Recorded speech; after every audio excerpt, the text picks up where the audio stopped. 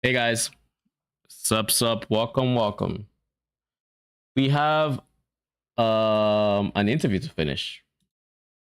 Then what is the plan? The plan is to finish this interview, which will probably take a bit more than an hour 30 to 2 hours, knowing me, because I like to pause. And unlike yesterday, I'm in no rush today.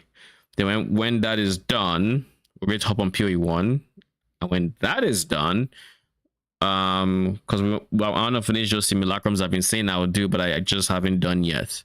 So when that is done, we might end stream there. I don't think I'm going to be live the longest, simply because I've had a very tiring week and yeah, I'm exhausted. However, unlike last weekend, I actually don't work this weekend, thankfully. So I get to rest and come back rejuvenated tomorrow or Monday. I will probably be live tomorrow, but I get to rest over the weekend is the TLDR. Looking forward to it, thankfully. But yeah, this is exactly where we stopped yesterday on the interview. So let's continue. Like, well, go in and there's like I tried to stop crafting rooms and you're like in between questions. Spree of like upgrading your gear. Like, yeah, I mean the temple. We it's funny because there's always the question whenever we make a league of like, well, what if people always say, oh, there's no reason to do this during the campaign, and it's like we really have to incentivize that to make it so that no, there's actually worth doing. Like you're going to get a substantial power boost if you decide to engage with the league. Yeah, you could. It seems like you can kind of like hold off as well. Like you can be like, oh, my gear's kind of okay now. I'm going to do that a little bit later. You always want it to be both feeling rewarding and give you obviously an advantage, and also not feel so mandatory that you're like, ugh, what? Yeah, it felt like kind of a bit optional in the sense that like, oh, I really need some gear upgrades now. Let's go into the temple and spice up all my gear. Perfect. Yeah, nice. Perfect. That's what we want. Yeah, cool. And it is interesting that you've got this like raiding the broken down version of the temple in the beginning, and then it basically changes into this whole other thing halfway through the campaign. That's story beat there. The other thing about the campaign thing is the same thing we learnt from Abyss, where we did the area specific rewards throughout the campaign. We have also dropping here from the in-world encounters. Yeah. So even if you're not doing the temples, doing the in-world encounters can give you that extra drop per area. It seems like on the back end, maybe you've kind of taken what Abyss was doing and almost shifted it over. Yeah. There's some modifications, but yeah, it's the same kind of thing. Well, we've effectively got our, allocated amount of rewards and crafting and stuff for what a league is allowed to do and should do.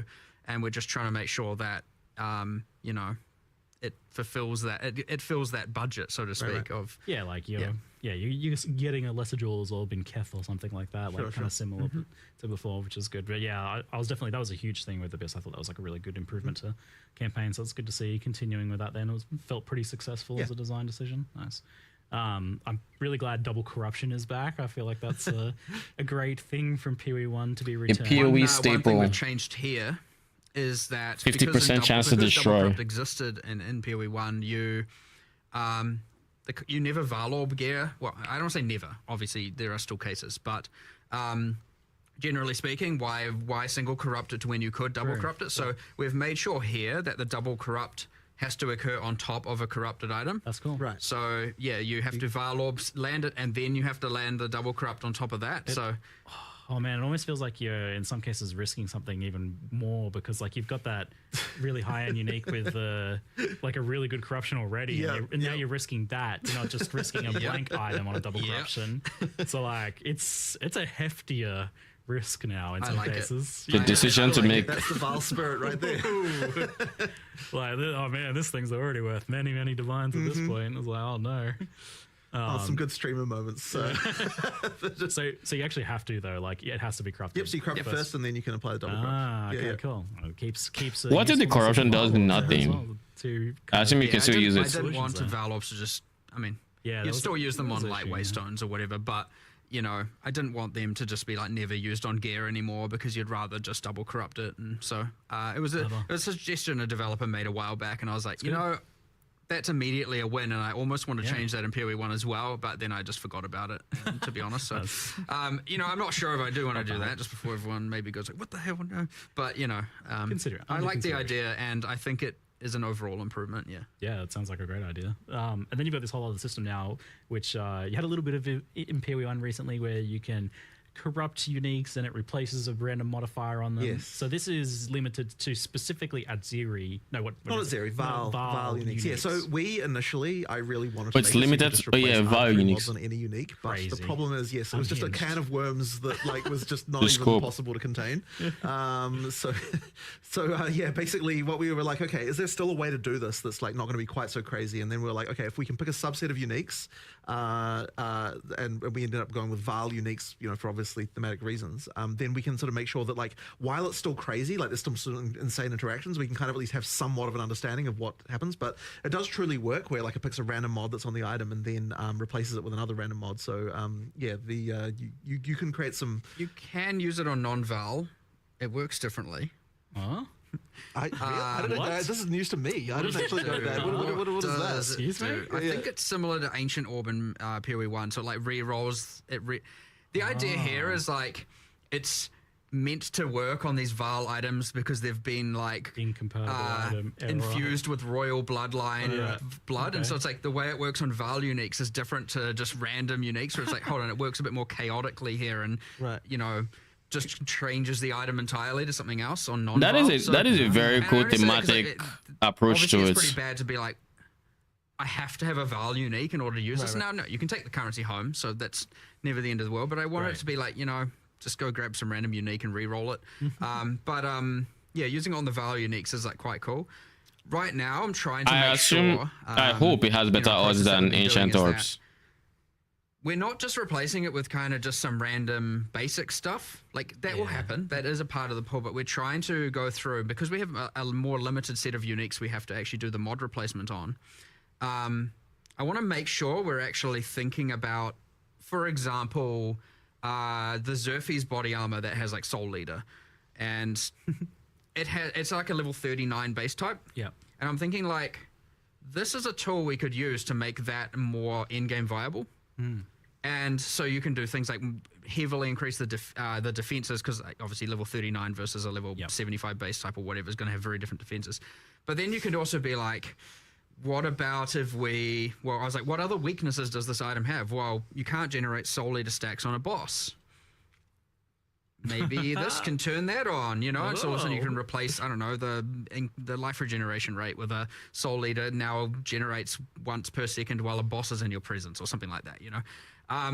Now these are kind of examples, but that was You the nerfed the specific one shit that I out really of wanted it to do. the So crowd. then I was like, I don't know, what if you did plus 25 Soul Leader stacks and stuff? But it's I mean, like very specific outcomes. You mean like PoE 1's Ancient Orbs, or do you mean the way it works in PoE 2?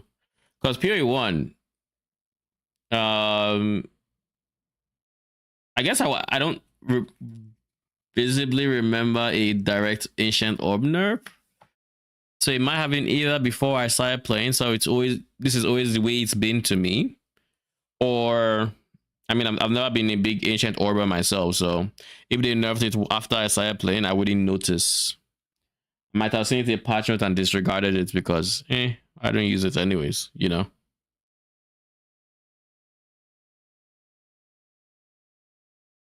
I mean, if it was really good at getting T0 uniques, it would be giga expensive. Like giga expensive, and so and RB would have, I feel like they would almost have to make it a lot rarer if it's that good to get like farming for T0 uniques. Very specific to that unique. Yeah. And I wanted to do a bit of that to use it as an opportunity to be able to save low level uniques, if you know what I mean, to make them more in-game viable. And I thought that was a cool way. And obviously that's restricted to the Val pool for now, but like if it works and works successfully, there's no reason that like some other mechanic can't do it for Ezomite uniques and other, you know. Now, yeah. So, you know, we'll see how it goes, but I'm hoping now, obviously, because I don't know how far through we'll get with all of these specific, because it's like a lot of stuff. Once you start doing specific things for specific uniques, There's so many it's things. a lot of stuff to implement. So I don't know how far, but I was like, let's start with the mythic uniques, the rarest, most powerful ones, and we'll work backwards, getting to the more common, you know, ones at the end. I and mean, then you've also we'll... got the general like buffing of a bunch of other uniques as well, right? I mean, there's a lot of that. Yes, going true. And I mean, that was part of that when I was like, okay, how can we buff this? How can we buff this? How can we buff this? And then I was like, well, a lot of them are like, this is too low level. And I was like, well, we have this system in the league. So yeah, I mean, We'll see how it goes, hopefully, and it's the kind of thing where even if we don't, obviously these leagues end up often going core in some various means, so if we don't hit the mark entirely with all the uniques, I'd like to eventually get there where we'd have a good, cool, really thought out set for literally every Val unique. So hopefully that's fun, and then you do the cool things where you just get these really, really... I assume you're going to get some that have these... You replace the exact 2 bad sides with the exact 2... because you can replace more than one sometimes. Oh. Basically, Fireborn. You get the exact, like, holy, this unique just went from being worth, something 1 divine to 300 divine, kind of territory. So hopefully that happens. If it doesn't happen, I'll be a bit sad, but we'll try. You can never know with these things for sure. And this includes the new, Adzira uniques that she's dropping then, obviously, since she's kind of the queen of the Val. Yep, Adzira uniques, Trial Master uniques, a bunch of stuff, so... A fair few there then. Is that something that you anticipate expanding upon in the future then? I mean, we'll be always adding more Val uniques. Right. So yes. But in terms of for other cultures, that would probably come in a different form in a different league mechanic or some other place like that. Yeah, that makes sense for sure. In terms of the overall idea of, upgrading low level uniques. Yeah. Did you ever I do like the skill gems? Let's pause this. I do like the concept of making low level uniques, actually worth considering later in the game, because I think PoE 2 more so than PoE 1, you just can't spare too many low level unique spots simply because of how weak they are in comparison to a high level rare, especially with the...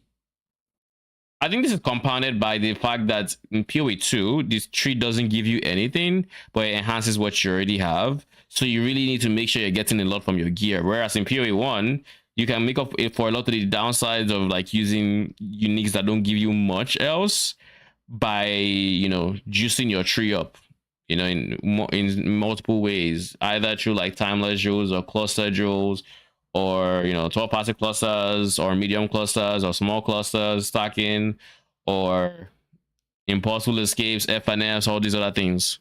The tree can really plug those holes in PoE 1 in a way that PoE 2 just doesn't have, and I don't think is the goal for PoE 2 with the current design philosophy, at least. Weird to add that when you're still adding regular gems.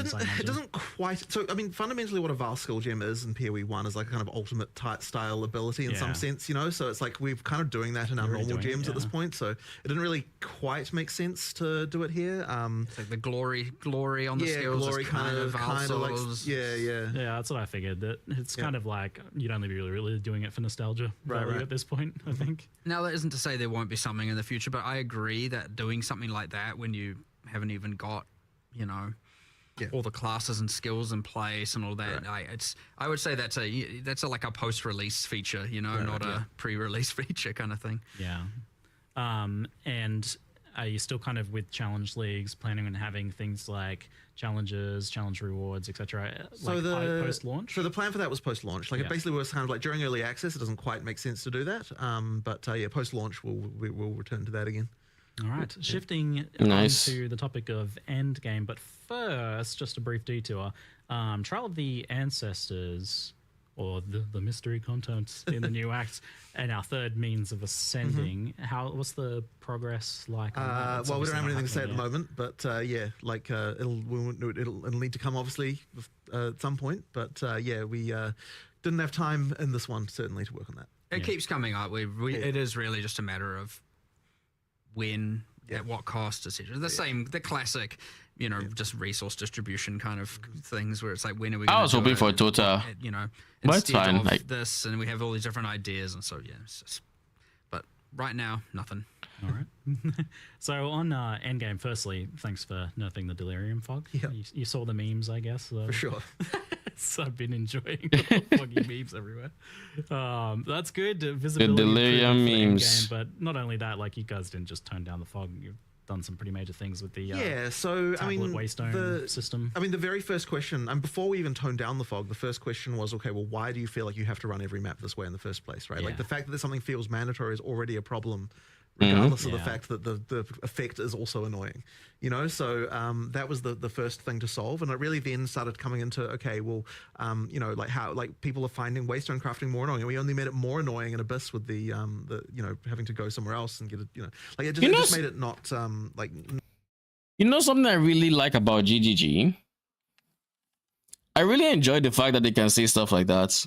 They can be, I mean, it's one thing to understand the game and realize, like, okay, something like Abyss crafting on your maps is detrimental to the overall flow, but also to be able to like just say it in an interview, like, yeah, it's unideal and we fix it because we made it more annoying. And not many developers can do that, and I really enjoyed that level of honesty and openness to the process, because like at the end of the day, they're testing. This is early access. They're testing shit. Some things that will not work, some things may work, and understanding the why behind why they may not work is also as important as knowing if they'll work or not, you know. So that is one thing I really appreciate. Not particularly great. So yeah, the first question is, well, how can we fix this problem, right? Like, and effectively we're kind of like, we can go two ways with this. We can either make it so that every league has something that feels mandatory that multiplies with the rewards, or we can say no leagues do, in which case it's more about, you know, like which league do you want to run for different, you know, for various different content that they can provide. So we decided to go with no leagues do, because I think that it's probably just like less busy work, less annoying. Like if every league gave you something that you needed to like craft and do something with, it just would have been a pain. Which is why even in the live stream, we're like, you know, from this point on, just like waystones, they all get regular, they'll have the regular crafting, just regular base currency, but we're never going to add to them again and like a thing that requires you to do more crafting than that. Another layer of that, because I think that having to do that every map is too frequent. Doing it on the tablets means that you know, it's just way less frequent that you have to do these things, which you know, helps a lot. And then of course the question was, well, yeah, how can we make sure that we're not like doing a nerf to overall juicing potential here? So then we had to look into, you know, like how can we get back the, you know, like the power you had. So yeah, that's when we got into the extra mods on tablets and things like that. I just worry about the fact that precursor tablet mods are now everywhere. More end game for this expansion. So what's kind of happened with the? Well, I guess the sort of two things that we see as like the major problems in endgame. One of them is when you get there, it can feel like you don't really have a proper goal. Like you don't have an immediate, like, okay, here's a quest to do this and a quest to do that and that kind of stuff. So there's like a little bit of that missing. And that really is a content thing that just requires us to expand upon what a league is. Now, something like something like Fate of the Vaal, it immediately has story stuff to do and so on. So if that, you know, like when that goes to endgame later, you'll have like storyline things sort of built in a way that can like make it so you've got that. But the other leagues don't have that as much, so we need to really make sure we're expanding on those. But the other thing as well is the Atlas tree just needs a lot more love and attention and like the way that it works and all that sort of stuff. So we just need to do a lot more there. I opened that tree yesterday and I was like, oh, this sucks. It's a little tragic. Yes. Yes. Like, so, but the thing is that in order to make it good, you have to spend a lot of time and attention making new notables that are cool, that require like actually modify things in cool ways and like actually really meaningfully do something, and that's just a lot of time and work to do that. So do you have an idea for what you want to do with the ascendancy tree side of things? Like, is it kind of angling more towards what you've done in Public League, which has been pretty successful? Well, I don't think we should be talking about that yet, just because, you know, that'll be it's more for later. But yeah, I mean, there's things we want to do. Yeah, there's stuff we want to do. We're not happy with it. A bit of trying not to spoil anything here. We obviously are spoiling the fact we are doing something.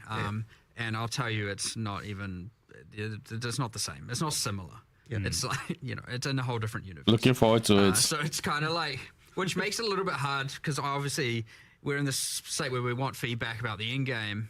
Yeah, it's and so I do want to put, like, people should keep giving feedback, because I don't want people to think, they're reworking it in game anyway, so I'm not going to say anything, just in case. You never know. There's also different parts of the in game that kind of are like independent of the, you know, just things like how the Atlas tree works. Yep. So but yes, that tree is effectively going to be completely reinvented. So that will get a full drastic change, and then something 0.5 surely. like PoE 1 with the whole complete your atlas being a very clear, very obvious goal. You just complete all the maps and you get your atlas is complete. And then there's heaps more beyond that, of course. There's all the boss farming and all the different progressions, and even that has like multiple quests throughout the main quest line with the different pinnacles and all that. We just don't have any of that really. It's just immediately into this infinite unguided adventure, and there's a little bit of things with the corrupted zones and bit of that, and like, you know, the burning monolith, but it's still mostly unguided. You don't really feel like you have like, I've completed the main thing, now I'm going to farm, you know, at the moment. It's pretty unsatisfying. Did I not change this? Really trying to drive that home. And then the other thing that honestly we spoke about upgrading the leagues and adding more bosses is like, you know, that whole like having King in the Mists and Olroth as the pinnacle bosses of the leagues just being like copy pastes from PoE 1 was not our end goal. You know what I mean? Like, they're a bit sad as pinnacles right now, and like honestly we need to up the epic a lot. So we've got a lot of that coming, and then just general upgrades to all the leagues. Like, some of them are too, you know, Ritual has the whole omens are too good, and others are just like, well, why would I do this? And, you know, there's a bit of that going on. So just a general balance, and via adding more content and different axes and all kinds of stuff. So there's heaps coming. But based on all that, to answer the original, is that's how you can see how it didn't make the cut, because it is a ton of work. It turned out to be way more than we had anticipated, and it was just like, oh, damn, we kind of talked about wanting to do an in-game upgrade, a big revamp in 040, and now we've got too much work, and we still believe it's the right thing to do, so we're going to commit. And normally we often get faced with the option: do we cut it down to make it fit, or do we commit to it all and do it? And I don't think in this case we could have cut anything without kind of just honestly making it look half-assed, to be honest. So we were like, no, we need to do it all, which means, unfortunately, yes, it's not going to make 040. But then we were like, well, we can't just now do nothing. So what can we do? Well, obviously, we're not just going to be like, because we're doing an 050, we'll just leave the fog alone. Yeah. Obviously bad, which was a bug, by the way. Really? All fogs, like the volumetric fogs in the game, have a cutout around the player. Yeah. That like cuts out and then tapers off. And all fogs in the games, there's multiple different fogs, had it except for Delirium Fog. It was the only fog. Wait, what? Yeah. That like cuts out and then tapers off. And all fogs in the games, there's multiple different fogs, had it except for Delirium Fog. It was the only fog that didn't have this. So that was, well, like, we can start there by re-adding it, and then we'll iterate until we feel like it's about right. But yeah, kind of sad when you look into these things and you're like, oh damn, it was just broken the whole time. But either way, like, you know, a player doesn't know if it's broken or just intended. So obviously, fixing it is the important thing. But there we go. I know there's that guy on Reddit doing a post every day, and they can finally rest. Thank you for your service. Your watch is complete. Yes, we can actually see the ground. It was just hilarious in some maps, whereas like they have holes in the ground, and like there's so much fog you actually can't tell where the holes are. It's like I can't move anywhere. It looked a lot better from the footage, so it's a big improvement for sure. So you mentioned that, but there was also another kind of key change that you wanted to make sure to get in this one, and that was the kind of like monster density getting swarmed issue. Yeah, that's a very interesting one, because so when we were doing a very contentious one, this was actually already a thing that we were tabling and talking about. We kind of thought that players probably wouldn't like it because definitely not. You know, like monster density defend yourself. A very touchy thing, right? But the funny thing was what we found was that even after we like what we actually sort of heard more was like, oh, we actually liked what the improvements were early in game, and we actually would wish that the rest of the in game was more like that. And we're like, okay, well, if that's the case, then like the main thing we have to do is not like nerf rewards, make sure. Here's a counterpoint to this point. If you're hearing if the feedback you're hearing is that people like what you're doing with the early end game, this is feedback coming from a point in the league where the majority of the player base already is past that early end game. Like when this buff happened, or when this change happened, I haven't finished the campaign since then, for example. And I play PoE quite a bit, and I haven't done that. So it's either the people who are casual enough to have not finished the campaign by then, or be in the earlier maps that would notice that the most. or it's the people who potentially are rerolling their 5th character or something, which is not many people. So the counterpoint to this point, and again, not saying for a fact that it feels like us or anything. I don't know, I haven't played it, but what I am saying is that the what's the word I'm looking for here? The context matters, and in this context, many of the hardcore blasters, as an example, having to experience it now. Also, granted, this game is more balanced around casuals than PoE 1, as an example. So there's also that angle to it. Experience gain doesn't get lowered or anything like that. But overall, we don't necessarily need as many monsters as what we were having in the top. And I think this is actually going to also just generally improve things, because it makes, when monsters have more life like that, it makes more builds viable. Because there's obviously a point where once you can one-hit everything, then there's no point in you might as well just go for whatever the fastest thing that could do that is, right? Yeah, the lightning speed. Right. So effectively, by making it so that monster life's a little bit higher as you get up, I'm not a fan of having to 2-hit to white mobs. Higher damage builds become more useful. The need for having to target so many enemies goes down. Exactly, and thus right. You aren't just now funneled into the highest AoE thing possible. So it means that things that are less AoE focused and more obviously you're still going to want AoE, you're still going to want to be clearing like that sort of stuff, of course. Yeah. But effectively, just by tweaking it down a bit, you just don't have the so much need for everything to target quite so many things. And so the sort of higher damage skills that are a bit less not more than a screen in size can actually be viable. And that should hopefully improve the situation there. I want to make sure that even if people are but I prefer the swarminess, and it was fun for my build. And the thing is, that, speaking of Atlas Tree, that's a thing where the Atlas Tree should be the thing thing that you can, it's your build can do that. Yeah. So I want to make sure, for now, not doing it, but I wanted to do a thing, because we're doing this whole effective monster effectiveness goes up more, right? I mean, it's a pretty hard thing to understand, because monsters just get stronger with higher levels. So it kind of just happens. You don't really, it's not like a thing you need to worry about or anything of the sort. Right. But I want to do a thing where you can spec into making, on the Atlas Tree, I guess this is a little bit of a forward spoiler, but we're adding a little bit of it in a few places. But I want to make sure that you can invest into making monsters tougher without increasing the number of monsters, where often it's just been pack size, and stuff like that. So, but then I would love to do a thing later where you can convert that effectiveness increases you can get into pack size. So it's you know what? Nah, I want the swarmy, weaker monsters thing. And I don't want one to, at that point you can make sure the conversion results in the exact same amount of drops and XP and all of that stuff. That way you can incentivize. Well, you don't incentivize one or the other, right? It's more about what your build is, what you'd prefer, rather than being everyone has to have most pack sizes possible. Whereas right now, pack size is just a straight up multiplicative drops XP scaler. I mean, obviously not for rares and bosses, but it is, and for a lot of people, it's a multiplicative fun scaler, and I don't want to take that away.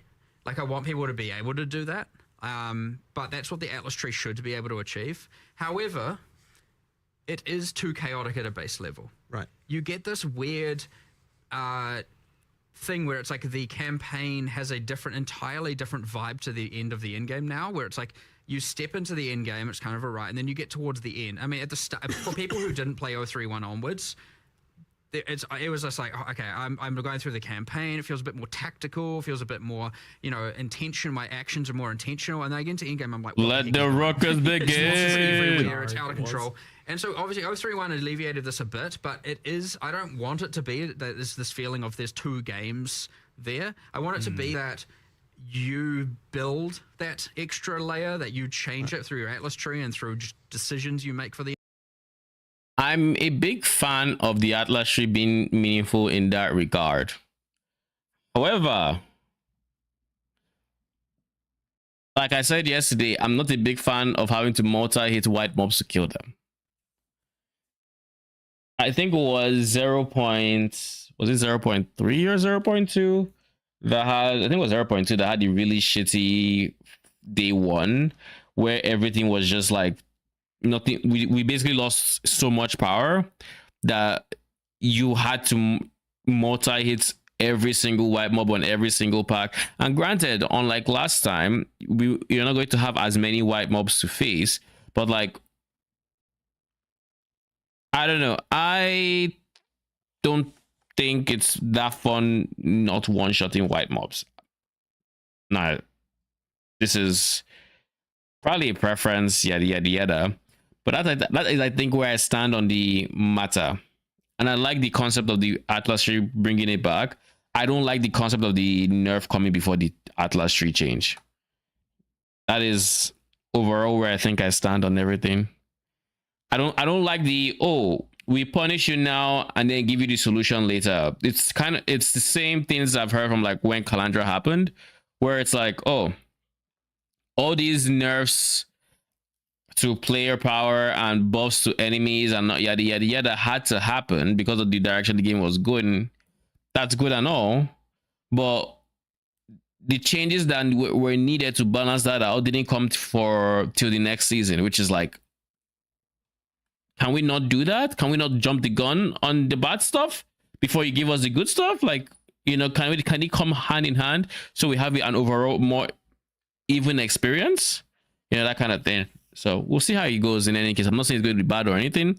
I'm just saying that is, in my opinion, if these kind of changes have like downsides to them and there are ways you can mitigate this downside, but it's not ready yet, maybe the downside should not be ready yet, you know, in game, as opposed to it just being inherent.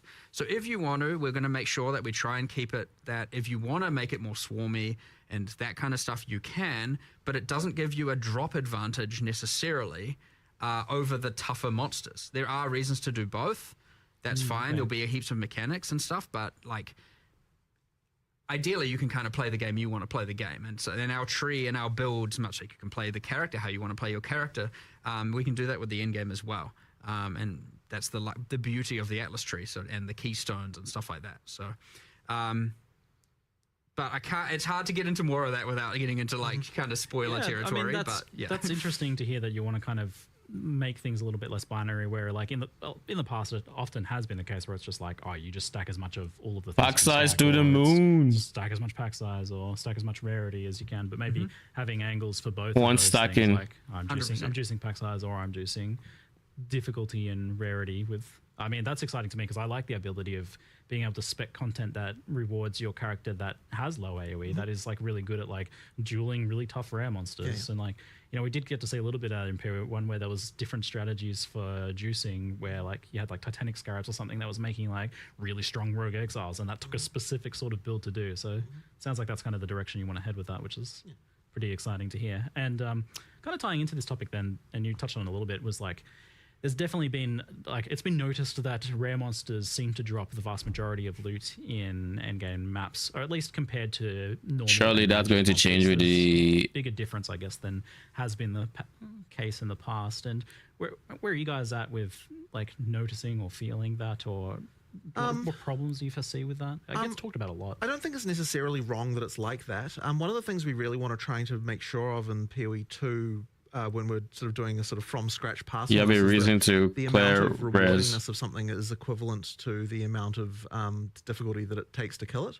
And that's kind of where like we're trying to normalize that, because by doing that, it means that we can try to get like we don't want a situation where like some content just is randomly just way more rewarding than other content. And so we're trying to just make sure that we're keeping tabs on that really well. And what that's kind of ended up with regard to the magic versus rare is, like we've got the balance of that, where it should in an ideal would be the case that like, killing a rare versus killing a white monster is, does in fact drop the correct amount of rewards relative to each other. Now the issue can come with the fact is, what if your build can one hit either of them in any case? Well, so that kind of like changes, I guess, the way that feels a little bit. So, but as I said, it should be the case that rares drop more than white monsters, and white monsters can drop anything still. It's just, it does make a certain amount of sense, but I guess like with what you were talking about, Mark, it seems like something you'll have to think about, because like if you want both strategies to be viable, like the pack size juicing, then there needs to be a reward, a payoff to that ultimately. 100%. So that's something you'll be looking at then. But yeah, I mean, as far as I'm aware, it really is the case that if you looked at entirely just around the life of the entity, the drops should be pretty equivalent to the amount of life that they had to, in order to kill them. The problem with this design goal, and again, this is me coming from the point of I actually agree with Jonathan here. I agree with him in that like rare should have more drops, obviously. I don't think a situation where you have to kill rares and the rares aren't rewarding is ever going to be ideal. But at the same time, they have to be careful that they don't go too hard in the opposite direction where it feels like there's no reason to kill the magic and the white mobs. I personally think rare monsters drop the vast majority of the loot you're going to see in a map, and I think that is not great. I think like he's saying, if you kill, let's say 300k life worth of enemies, you should get 300k life worth of loot. But the way it currently feels is like that 300k life worth of loot coming from the white mobs is like Augs and transmutes, which we're not going to see, rather than exalts, which the rare monster will probably end up, showing you exalts or chaoses or whatever else, because they have more multipliers to getting the currency to a higher rarity or whatever. I think that is where the disconnect is, and I would personally think, would hope that, I don't know how they would do it, but like it feels more rewarding to kill white and blue monsters, but not so much so that pack size takes over again. That is kind of where I'm at with it.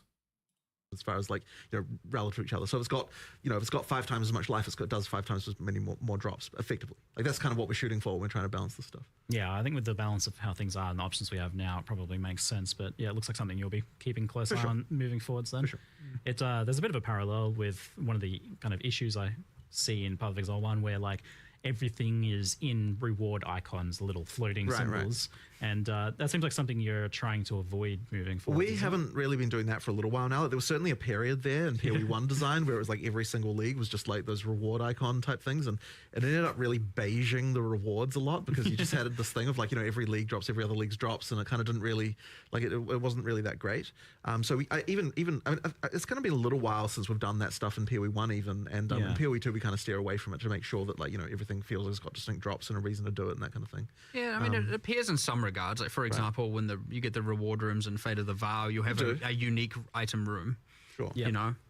But it's not just like a floating symbol above the monster. Right. Yeah. Which also, immersively, I don't know what the heck that is, but what is it?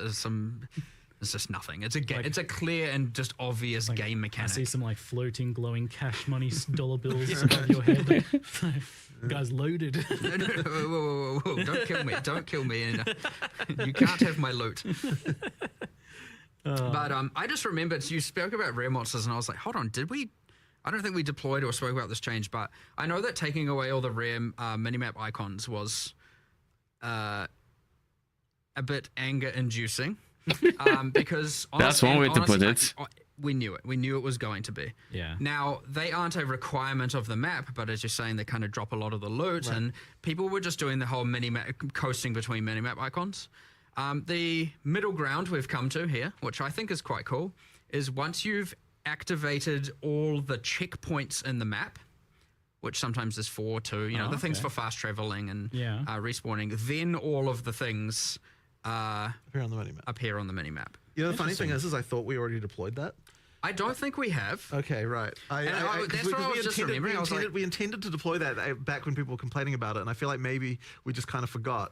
But so, 07. Play your map. You generally find the checkpoints. If you're in a straight line map, there's one at the start, one at the end. Yeah. How the heck are you missing rares?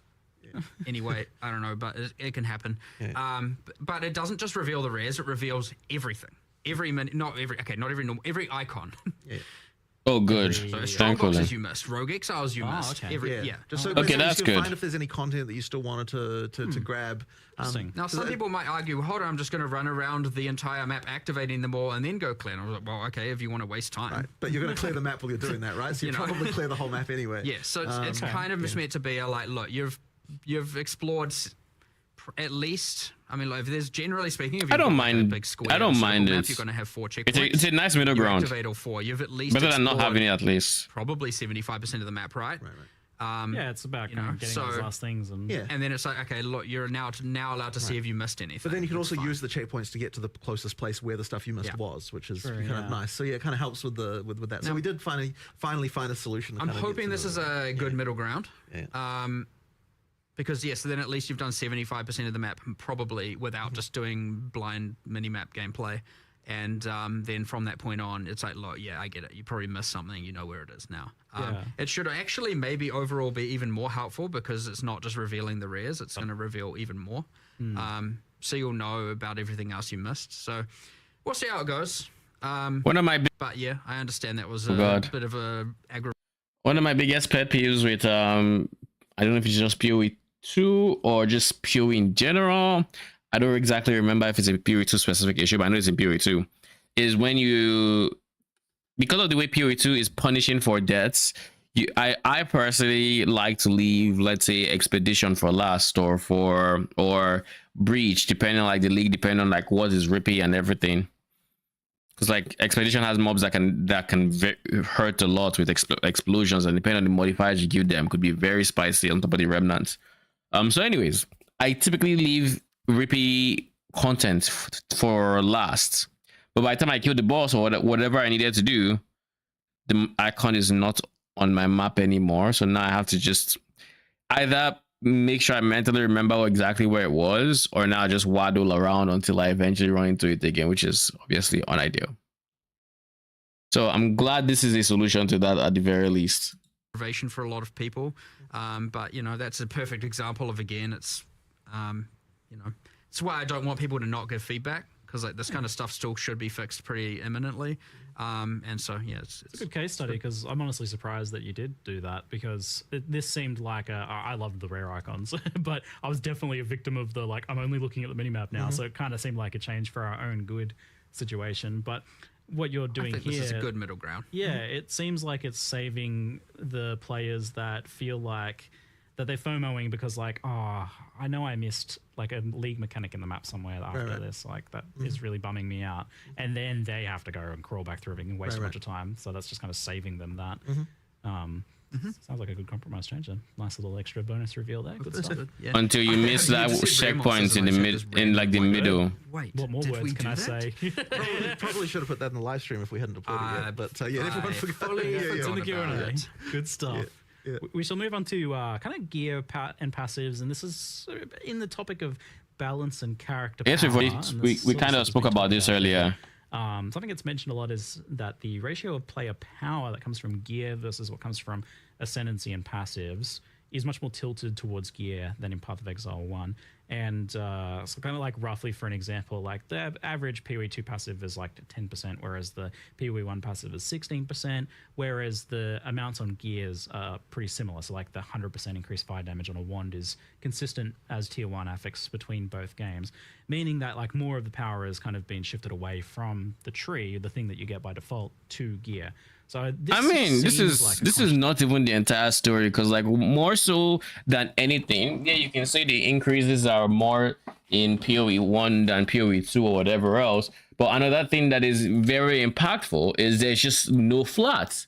If we pull up the PoE 2 tree right here, you're going to find it's going to be very, very difficult to see a node like regenerate 10 life per second. No, it's always going to be increased life regeneration rate, and the only source of like flat life regen you're going to see is on your gear. So if you have 0 on your gear, I mean, my guy, get 1,000% increase, it's still fucking 0, you know. And this is the case for a lot of these different situations. You might see max life regen 1.5% on max life. That's cool and all. Where are you getting max life from? Your fucking gear, you know. There's no flats. Is there any flat source of life here? There's increased life in very, very, very, very few places. And there's, I mean, even the ascendancy nodes that give increased life. You're not going to see flat life from there. It's all gear. So again, it's a case of the trees increasing the effectiveness of what you get from your gear. Whereas in PoE 2, you can actually get flat life from your tree. You can get flat mana from your tree. You can get flat ES. You can get flat whatever else. You can actually get stats from your tree and then increase it by the same tree. So it goes beyond just having lower percent increases, is what I'm trying to say. Just decision to make gear more powerful. Is there something like you've thought about or made like specific strides towards? Probably the main thing that we wanted to do in PoE 2 was make it so that the tree is more, like we're trying to be more stringent about how the tree is multiplicative with what your gear does. That does make gear more important. I wouldn't say there's necessarily been a thing of like necessarily wanting to, the amount of power overall that you get from one and the other is more unbalanced, but it's just making sure that like when you are using the tree, that it's specializing your character more towards what the bonuses that your gear is giving you to kind of make the two things together. And that would be fine and all if you guys don't nerf our crafting, but we need to be able to make 6 modded items if we're going to be relying on our gear for all the flats. It just is what it is. We need to have a good way to get the stats if we're going to need the stats, you know. Like be sort of important to be thinking about both. So that was kind of our primary goal, but I don't know if you've got a different feeling about any of that. It certainly wasn't like the passive tree being weaker. Like I guess we didn't really even think about it in the point of comparison. We just kind of like went back then. We went really back to the basics and evaluating a lot of our base balance, and so it wasn't like let's nerf it compared to PoE 1. It was more just like what do we want gear to do? What do we want the passive tree to do? What do we want? And all of that at the end of the day is just relative to then how do we want the monsters to scale and how which they're all different. Right, the way that the monster scale per level isn't the same. The way that, I do agree with that. Context matters, and the context of PoE 1, the power you can get overall is higher, but the monsters are a lot tougher as well than PoE 2. So there's that, but it doesn't still change the fact that what I said also matters. And thus the tree benefits are different, the gear is different, and everything. So again, not really, it was conscious decisions, but not conscious decisions to like nerf from PoE 1 or anything of that sort. That being said, ads are running, so while ads are running, I'm going to get a snack. I'm going to hope I have a snack, and then I'll be back to continue this interview.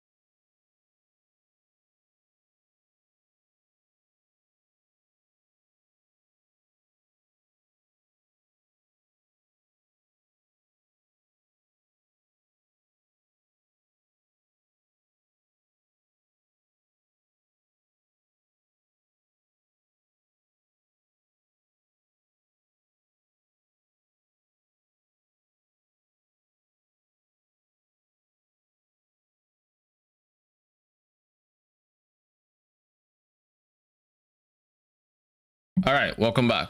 Let's continue. Yes, I mean, couple other things. I mean, we made, for example, the decision that like we wanted the class starts on the tree to be weaker than the exterior, So generally the nodes are meant to go up a little bit in power as you get further away, so you don't just get the like class hopping kind of thing that historically occurred in PoE 1 quite a bit. The class starts were stronger than you know, you get stuff, the M on the top and stuff like that. And so that was a decision we made. But yeah, I mean, I guess we did kind of have like, we want gear to be more important, especially base gear.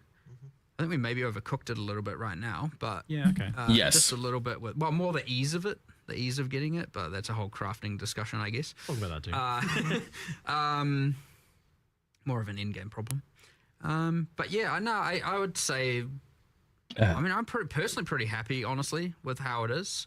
You know, just that like ratio of importance of gear compared to passive. I guess like it's a question of how much power. I mean, we can't even give flat damage for our minions aside on like Scepter.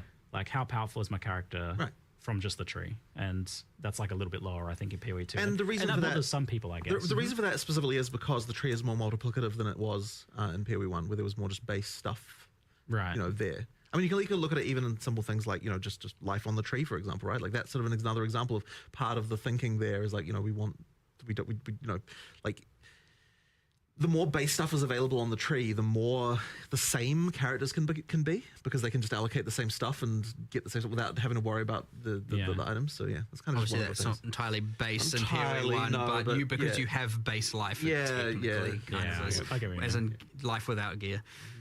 Yeah. And where are you at on the life thing? Just like since you brought it up, I guess like still pretty happy with the decision to like remove that from the tree. I mean, look, we just wanted to. We just didn't. It's more that decision's mostly about not wanting every character just another one of those cases of every character being the same. Yeah. You know, like it's like we'd rather you specialized in the defense that relates to your character rather than just the same stat that every character should use. So yeah, we'll just have that general feeling. I mean, we've obviously still got imbalance here, and there's obviously still work to do. Never ending. So, like, you know, the tree will just continue to evolve. And, like, we added a lot of passives at some point that are a lot more powerful, and we intend to keep doing it. And now we've obviously just added all the Druid ones. But not just that. Like, we added more, like, Ignite support on around the Mercenary, you know, for example, this time, like, as in 040. We're doing that. And then there's some changes to, like, more some prod speedy stuff. Because, like, we were, like, you know, looking at shotguns and trying to see how can we have them scale. And it's like, well, it turns out if you get a bunch of piercing with prod speed and some other stuff, like you can shoot them across the screen. And so we're like, well, how do you get that? Oh, there's not many, you know. So we're doing a bunch of like little increments like that, just based on what builds need. I know bleed needs a bit more love in the bottom right. A bit. You know, so to make it not just entirely all blood mage spear users and. Amazing bleed for the most part, at least. Before last league, it was mostly just coming from Hammer of the Ancients, and that they nerfed the fuck out of that. That kind of thing going on. So, again, it's going to I think just in general, the current way bleed works as an ailment in PoE 2 is going to be very hard for pure, like, you're not going to see pure bleed builds because of the fact that it scales with the damage of the hit. So why wouldn't you just scale the hit and be a hit-based build that has chance to bleed? You know, how do you become a specialized bleed build when you're just scaling the hit anyways? Do more and more and more and more and more on the tree. I suspect you'll get more. I'm not saying I'm going to increase the value of every node, but just by the nature of how many more things you can invest in and multiplicative elements, you're probably going to end up with a lot more power coming from the tree than what you do right now. But I actually prefer it doing it that way than just increasing all the numbers anyway. Because at the end of the day, if we then increase all the numbers and then it turns out the game is like too easy, well, then you have to nerf something somewhere or just buff monsters, and then you kind of end up in kind of the same place. So it's like, what did you actually achieve? So with the like approach to life then, which I feel like makes sense, like not wanting the trees to like look the same and whatnot, how do you feel about like why does ES kind of get a separate treatment when it ultimately, although it's a defense like evasion and armor, it functions much more like life? Because there's a lot of ES scaling and ES numbers are pretty high compared to life, and definitely I mean, that's a current balance issue for sure, but like, you know, just because it happens to function more similar to life, they're all at the end of the day a form of effective HP, right? So I mean, they just, as long as they're not entirely symmetric. If armor was giga broken and had effectively 99% DR, let's say in a hypothetical scenario, you're not going to beat life-based builds that use armor with ES simply because every single hit you take, because of the presence of armor, and armor applies to elemental damage and yada yada. Because of that, you end up in situations where the amount of life you lose is equivalent to less than half the life you would lose on ES. So all of a sudden, if you're losing 10% life every, or 10% of the intended damage every single hit, whereas ES is losing 50%, but ES's number is like 25% higher. Obviously, you're tankier, even though you don't have a bigger life pool. That's kind of, I understand what you're saying in that regard, but I don't think where armor is at currently hits the mark with balance to ES. And I think that's always been my personal I guess gripe with the defense conversation. It's not necessarily why are you treating ES different? It's life. It's not life. You get way less mitigation when you go ES. It is, however, that the DR you get from the others just isn't up to par, more so than anything else. Which is what makes them. And I would personally rather you buffed the other two, maybe not to the point where we're immortal, but like both the other two, versus nerf ES further. I think ES needed to be nerfed from 0.1, obviously. 0.2 was still relatively strong, but I think at this point, ES is, I mean, comparatively, it's strong, but it doesn't need much else to get nerfed, if that makes sense. I would rather you buff the other two a bit more, so it's more competitive. Because I feel like at this point, we aren't getting less damage on our player character, especially with the new way they're scaling monsters, giving them, making them do what, 40%. Was damage more the part of it? Was right. It was like they have more life, they do drop more loot and XP. I don't remember if they said damage. Could be wrong with that. One works this way and the others work a different way, and but yeah, I mean, there's clearly a misbalance. I mean, you got issues with Ghost Dance obviously being a bit hectic, and I guess going to start listing off things I'm going to nerf, I suppose. But Ghost Dance's problem is just a problem of there isn't enough recovery on the other side. Again, recoup is not great with the 8-second delay. It's not great by any means. And Ghost Dance is pretty much that, where you have evasion, so you're not taking all that damage. But when you do take the damage, you recover some of it. So it's like that's a recovery problem for life-based builds that I think also needs to be addressed. I don't know. There's changes to be done here. There's a few changes. Maybe coming. Regen, maybe buff recoup, stuff like that. Where I still look at it and I'm like, I'm pretty sure ES is still going to be pretty crazy. That being said, it's like, you know, I don't want to make any last minute kind of knee-jerk reaction nerf kind of things around this. So like, because we've changed and rebalanced so much, it's really hard to know, and even changes to how the monsters scale and whatnot, it's kind of hard to know exactly how things are going to play out. So it's this kind of thing where I'm like at the point again where I'm like, all right, let's get all these changes out, see how the metas evolve, see what's good, see what's bad, and then like reevaluate it again. So ES is worse, but I don't think it's honestly, I don't think it's nerfed enough, to be honest, is kind of where I'm at with that. So, but we'll see.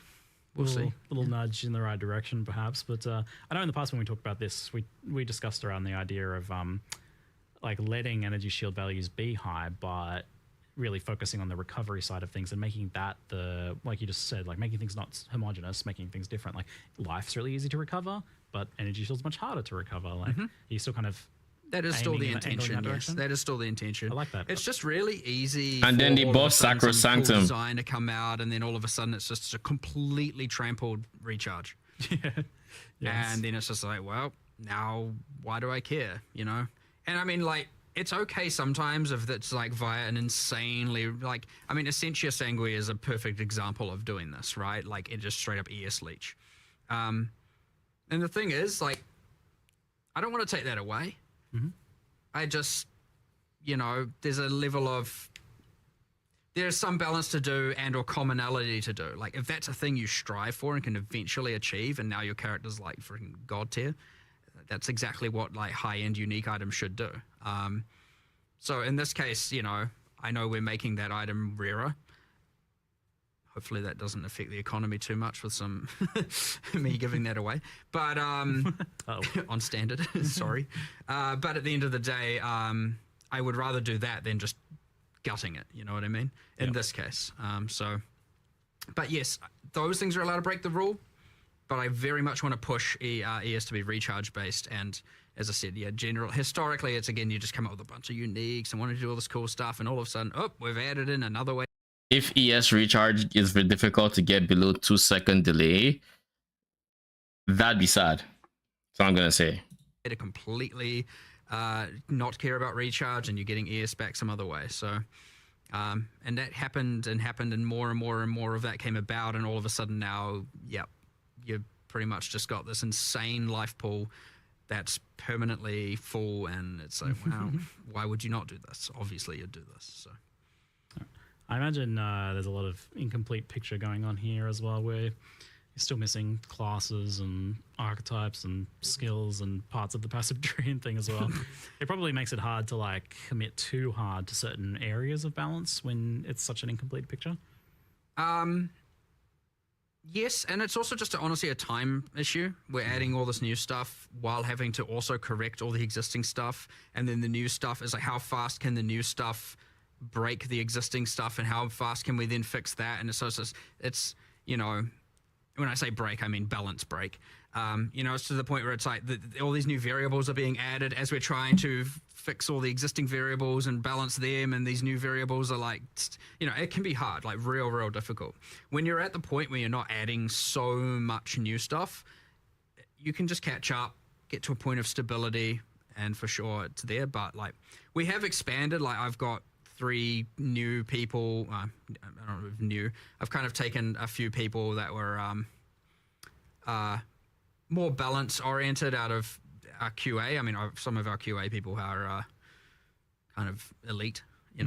I don't know if I should say who they are, but some of them are off, top hardcore ladders and stuff. And I'm like, well, cool. Look, they do know what's going on. I'm like trying to teach them the philosophies and how to do all this stuff. And so I've got 3 new people doing that.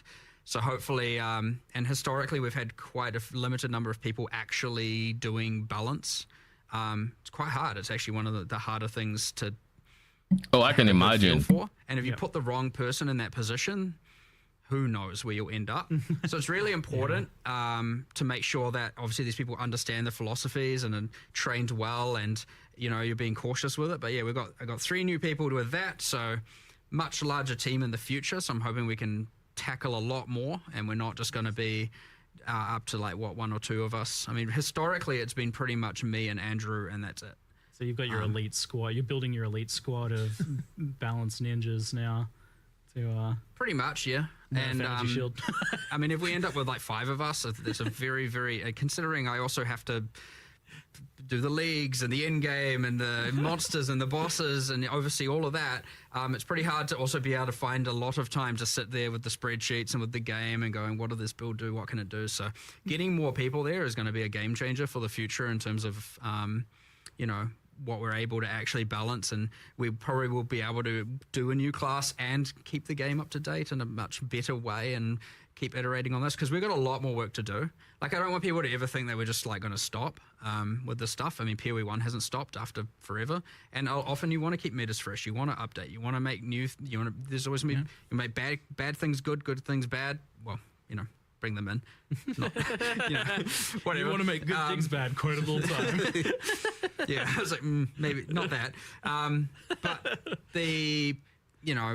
it's been a pretty tight resource the whole time, and the infamous hand having more skill of that is going to honestly be a game changer. So I'm very keen to see how that's going to play out. Especially over the next few expansions, and see where that goes and what it allows us to do, and have less of that picking our battles, and let's fight more battles. That's fine. Which should be cool.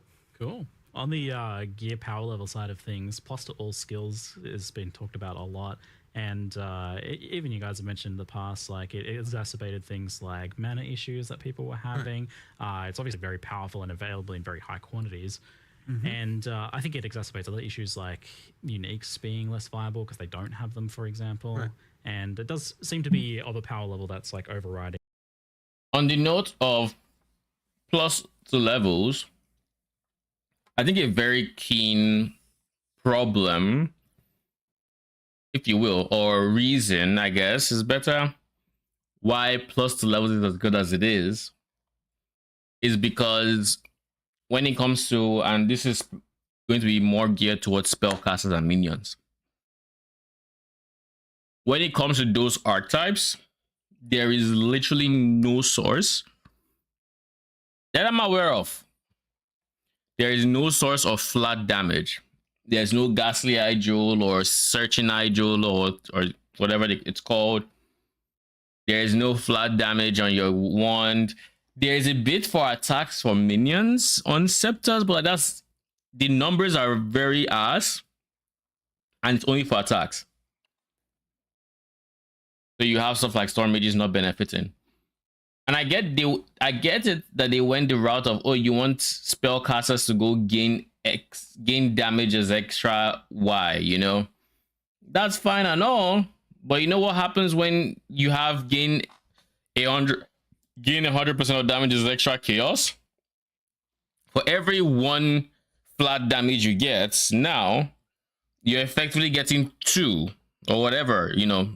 You're effectively getting that and more because you have the gain as extra.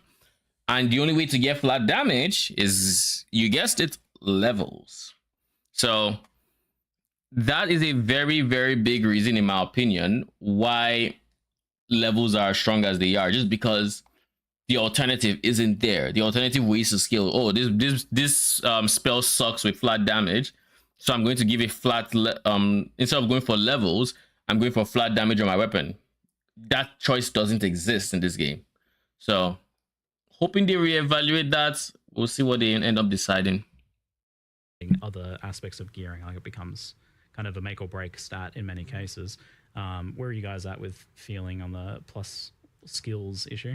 Well, the original theory behind it was that we wanted to make sure, like for fizz weapons, you always had this like IPD, you know, increased physical damage that was always kind of effectively mandatory stat on those weapons. And, you know, it was something where like you would, you sort of had this baseline of like, you know, some kind of multiplicative way to make the weapon better.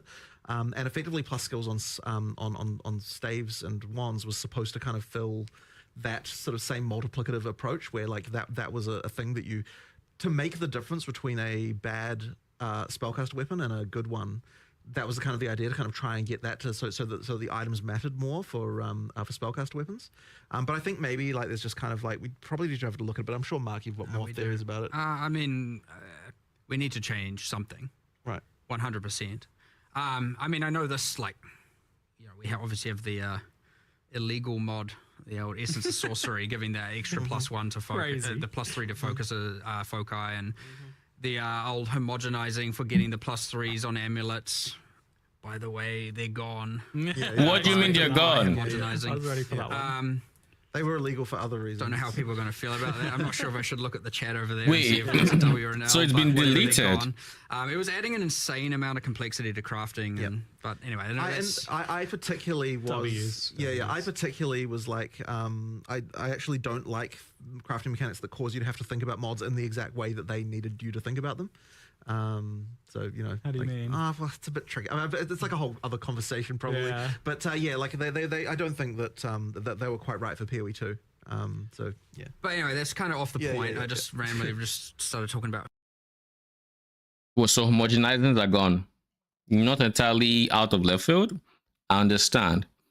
However, what is the replacement? Because without homogenizing, it is very, very difficult for us to make the items we would need. Especially without spending mirrors. So, question mark? Questioning you, Mark. But we'll see, I guess. Stuff we'll talk more on the it's real easy to just pivot to start listing nerfs and things you're removing for some reason. Calm down. Sorry. But there is an issue. I understand it. I understand the whole, I have this perfect... Side note, I feel like I have a shoe that looks very similar to this. if not the exact same one, but I think I see some differences. Wand. But I've got triple T1 prefixes, but I don't have the gem level, so throw it on the floor, right? I mean, that's kind of generally it. It's like if it's missing that mod, it's trash, right? That's the bad feel. It's like I did everything right except for that, and it's terrible. And yeah, we were trying to create a thing where it was like similar to, well, like, how do you itemize as a attacker?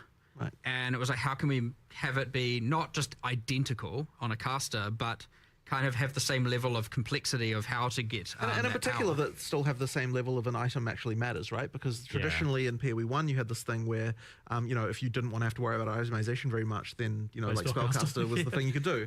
And we kind of did want to still try to like have it so that items do matter on spellcasters as well. So why then does it seem like for a lot of people it doesn't work? Like, because IPD doesn't seem to attract ire. Yeah, I don't fully understand that. I think the mana cost thing might be part of it for sure. The increase in the mana cost, but I suspect at the end of the day it's because there are multiple ways to create an attack weapon that are good.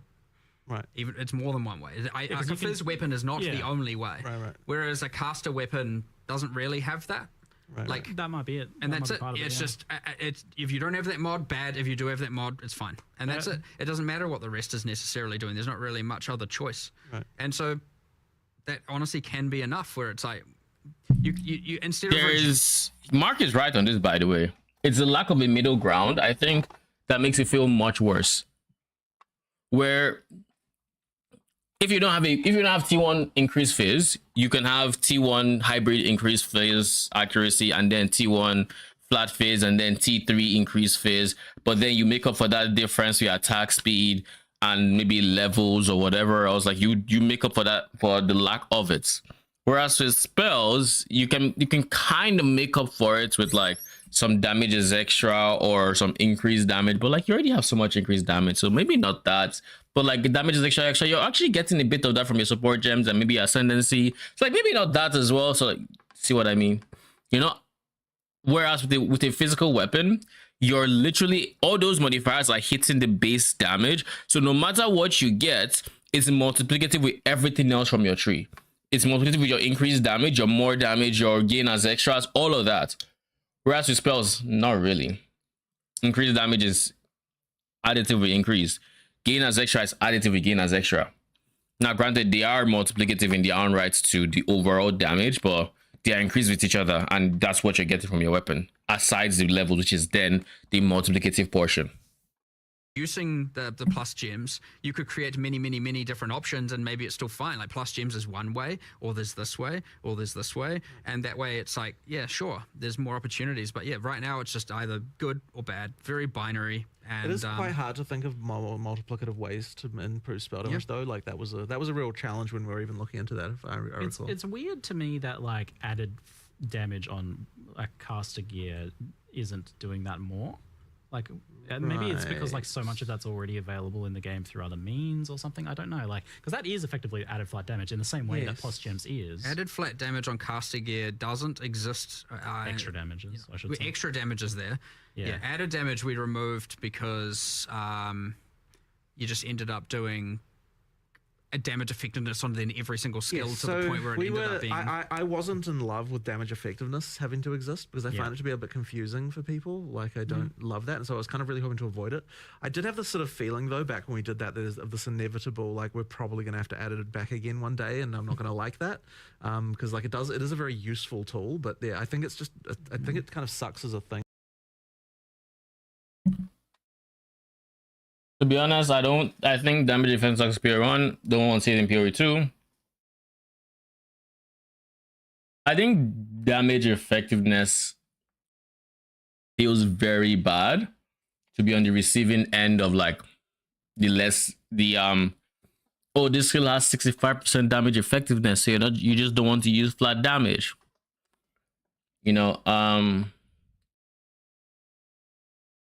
Or you want to use it less or whatever else. What do I think? I think it was a means to an end in PoE1. And I would rather the complexity that it brought or it brings not be in PoE2.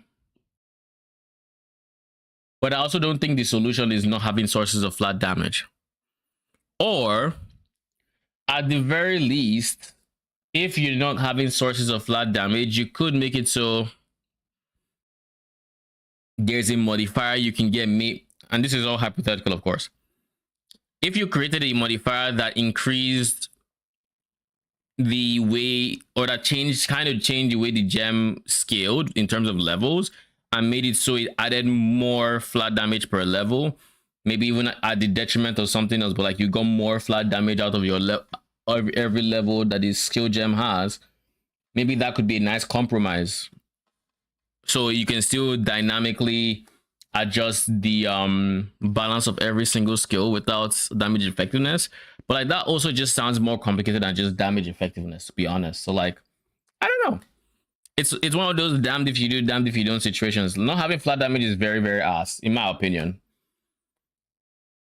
Because then you have skills like Dark Effigy Totem, where the only way to really skill them would be like Archmage in 0.1, where you really want to give them as much percent damage as extra, because that is effectively like flat damage, but not really.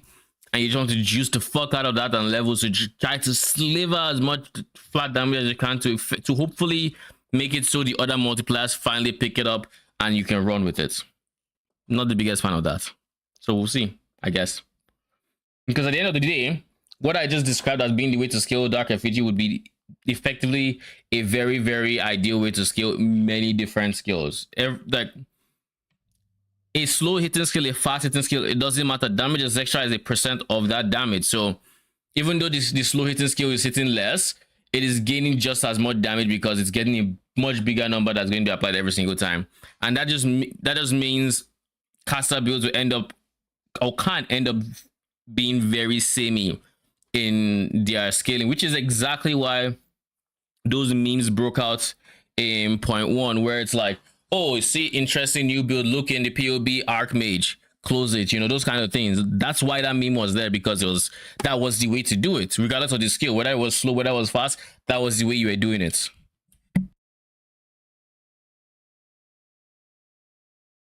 All right, give me a quick second.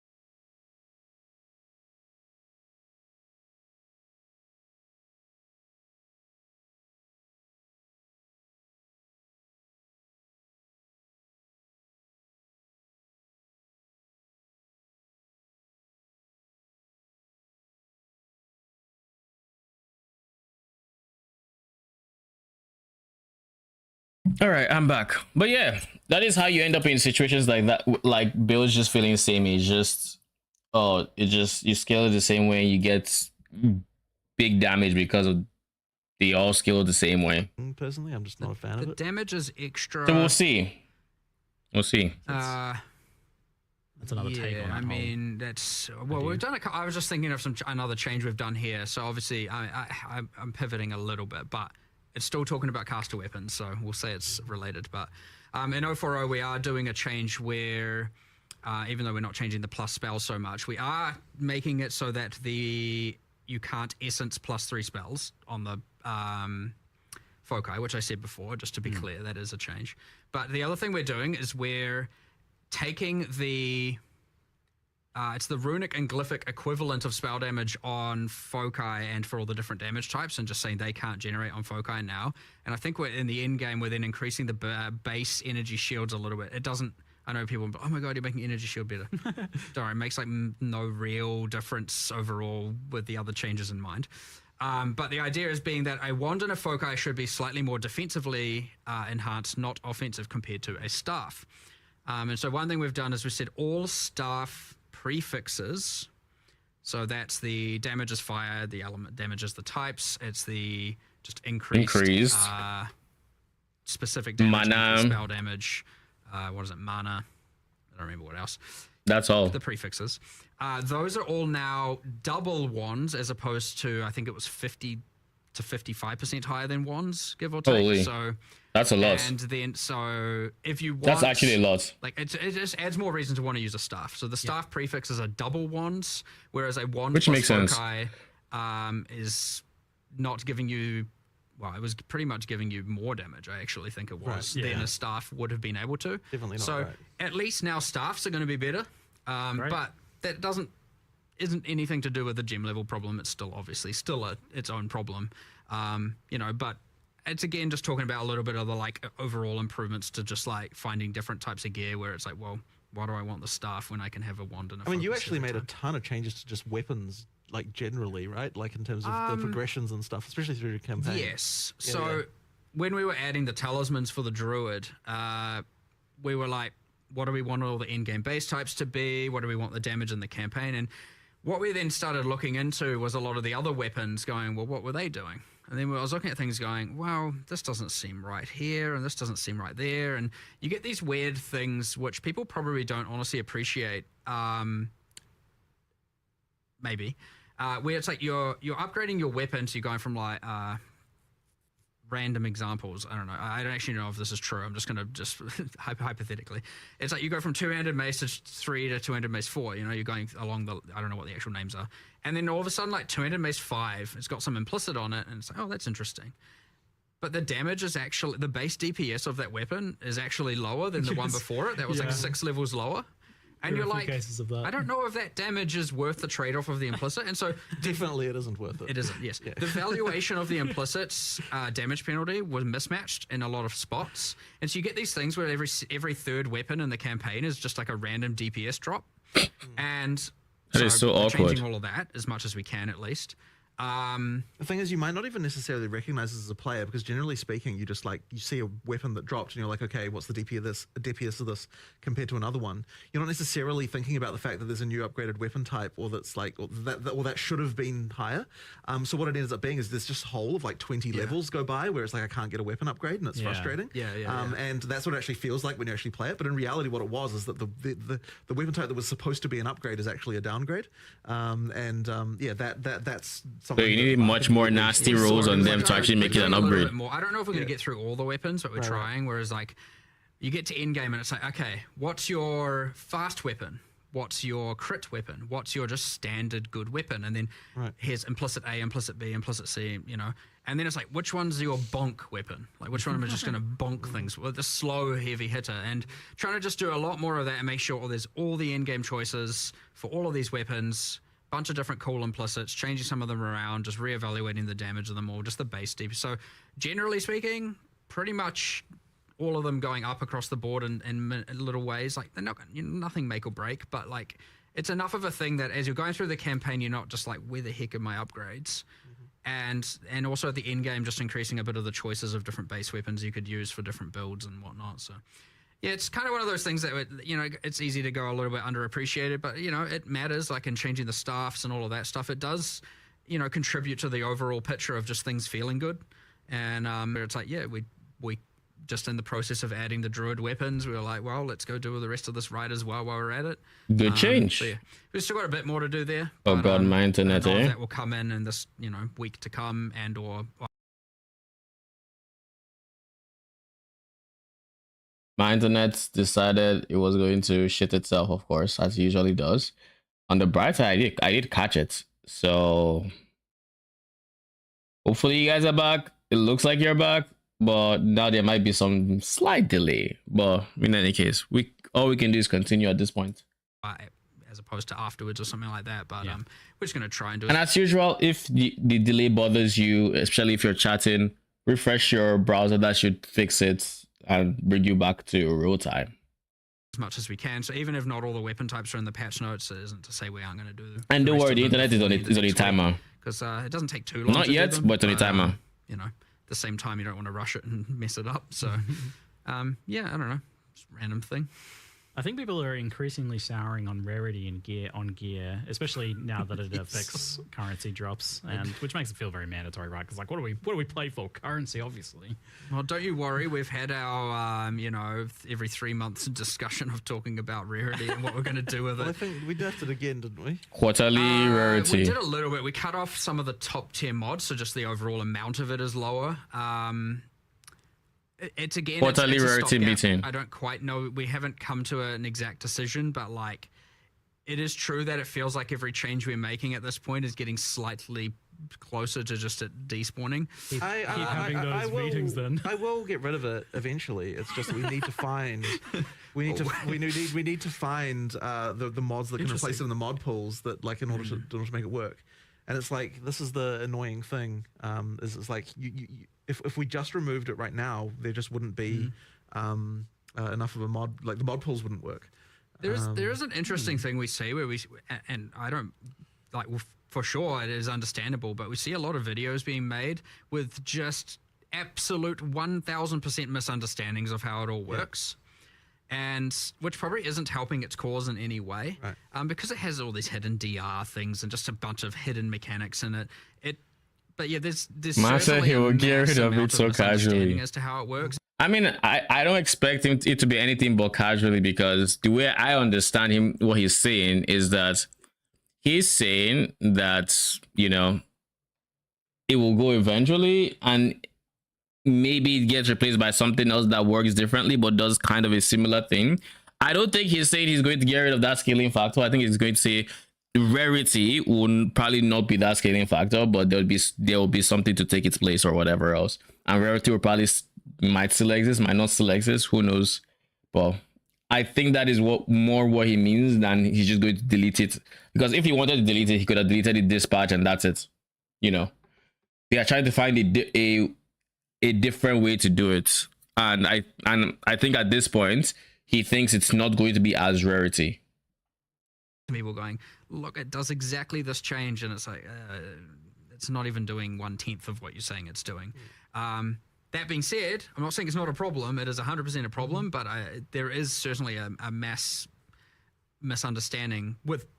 Again, because yeah, we don't even explain it anywhere. It's just this hidden, there's some formula somewhere, you know, that no one has access to, except for us. And you've always been a bit secretive on drop-related stuff in particular, and like, you guys kind of happy to keep it that way for that one, or is it something you're like, misinformation? We wanted to make it clear. We want it. Okay. We were like, why don't we just get rid of the DR and find a way to make it work and actually display the actual value? But that is at conflict of removing it. So, you know, there's a little bit of like, we just got to pick our direction here. And it's inherently unclear even to us in some sense. Like, we can't say like the number of the, like, well, okay, that sounds a bit weird, but what I mean by that is like, it's not like that when you get that it just increases currency. Like, it's through like 10 layers of like different ways things work that kind of result in an overall amount, like overall in currency increasing. You mean like the content people are playing and stuff? Well, not just that, but even in terms of just the way the system works, right? Like, it's a very indirect method by which currency is increased. It isn't just that we drop. It's not just like there's some code somewhere where it's like increase currency by this amount.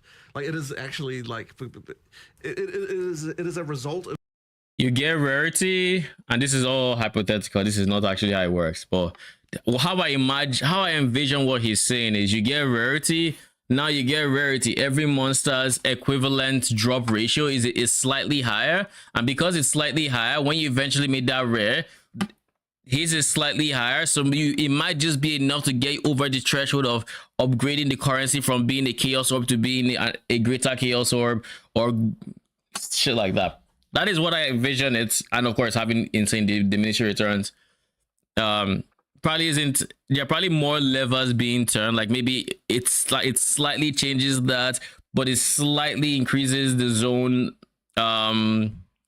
something in the zone. But then it also slightly increases, who knows, monster level by 1%. But it also does this, and everything just comes together to be a slight increase in the amount of currency you see. That is the impression I'm getting. Multiple systems on top of each other working to result in that, and that's why like the only way for us to even know like what it even does is by simulating actual drops from actual monsters in order to work out what it actually did. So yeah, it's like it sort of, yeah, I understand that might seem strange, but it's because like the drops are complicated. And there's like so many things we've done over the years to kind of like massage them in various ways, and it's like it becomes quite unclear at some point even like what the relationship between one number and another can even be. I think the takeaway is Jonathan said he's removing it. I want to get rid of it. We just need to find a thing to replace it within the mod pool. See right there, exactly what I said. He wants to remove it, but something else will take its place. It's very difficult. Okay, I don't need to understand it. It's exactly the same conversation if we bring up what Dex gives as a it's like it's 100% the same type of problem. So what should Dex Jesus, yeah. What do we make Dex give rarity? Yeah, exactly. Exactly. Dex scales currency drops. Yeah, exactly. But through several layers of abstraction. And gold find if you're a wyvern. Only if you're a wyvern. Yeah, just for dragons. Makes sense. Sure. Oh, no. Okay. On the topic of balance for damage types and damage scaling, lightning damage seems like a clear-cut winner at the moment overall. In terms of doing more raw damage, having access to shock, and even having its own kind of version of stun through electrocute, and I guess separate problems with, like, for example, fire and ignite. Where are you guys at with, like, the balance between the elements and I'm not going to say that they're in now equal, but like a few things. So I mean, I know there was like a 15% more max damage notable. That's now 10. We've done, I think, all of the. I'm pretty sure it can't not exist right now because it's still friction for crafting. I don't think it means he wants like a mini quant or something. I think he wants a mini quant. I think he wants. That's what he's been fighting for. He's not been fighting. Don't get it twisted. He's never fought for rarity. He's fought for having that extra access of scaling on that you make the decision to either forego or go for. You know, he wants. That is what he's fighting for. Now, if the replacement is not, in fact, rarity, it's not going to be movement speed. That's for fucking sure. So, what is that access going to be? And I think, at the end of the day, it's probably going to be drops, most likely. If it's not drops, I don't know what it's going to be then. I don't know. Skills that had multiplicative shock effect are now increased, so they stack additively with the tree. So, you know, it's honestly just like a whole bunch of different little things. Lightning rods are nerfed at endgame, just while we're here. Don't worry, lots of things are buffed that aren't tons of things that aren't lightning builds necessarily. Nice. But no, some are as well. But yeah, it's. I don't want to just make it about let's gut lightning. I want to make it be like, well, let's make these other things feel cooler and more special. So it would be very easy to just go and gut lightning across the board. But that just seems like an overall net loss of fun. I'd much rather, you know, find ways to incentivize the others as opposed to just take away the thing that currently is, you know, kind of enjoyable. So again, it's more important to not just nerf. Oh, now they're equal. So yeah, I won't say we're there yet, but the problem is obvious, so at least it's not. And you don't really want things to be like the same power level ultimately. Like it seems like, you know, one of them should be more damage, and one of them has like more utility, like cold with freeze and chill. Well, for sure, like cold. But ultimately, people aren't going to accept if one element has more clear speed than another. So, like, while it may not be damaged directly, it is in some indirect way it needs to translate to damage on some level. I mean, because, you need to, or rather, it needs to indirectly translate into clear speed in some manner, right? So, you know, that's unless you're making the monsters 40% stronger. Well, but that's what I mean, right? Because and then you're freezing them. Yeah, but I mean, because we're doing that, it means that it ultimately means that, you know, the higher damage, smaller AOE, like not having to actually rely on arcing all the time to be able to get the massive AOE can kind of like make a difference. So even just that change alone can shift the meta like a little bit. Yeah. Okay.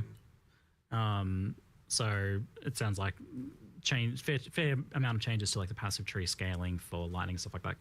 Yeah, shock. I mean, shock was pretty hectic. Like, kind of, you have this thing where it's like, okay, well, let's say even cold. Obviously, you can freeze more often, but then often the boss is sitting or the monsters are sitting in there. Then, you know, poise timer before they can be CC'd again. You don't have any real control over that.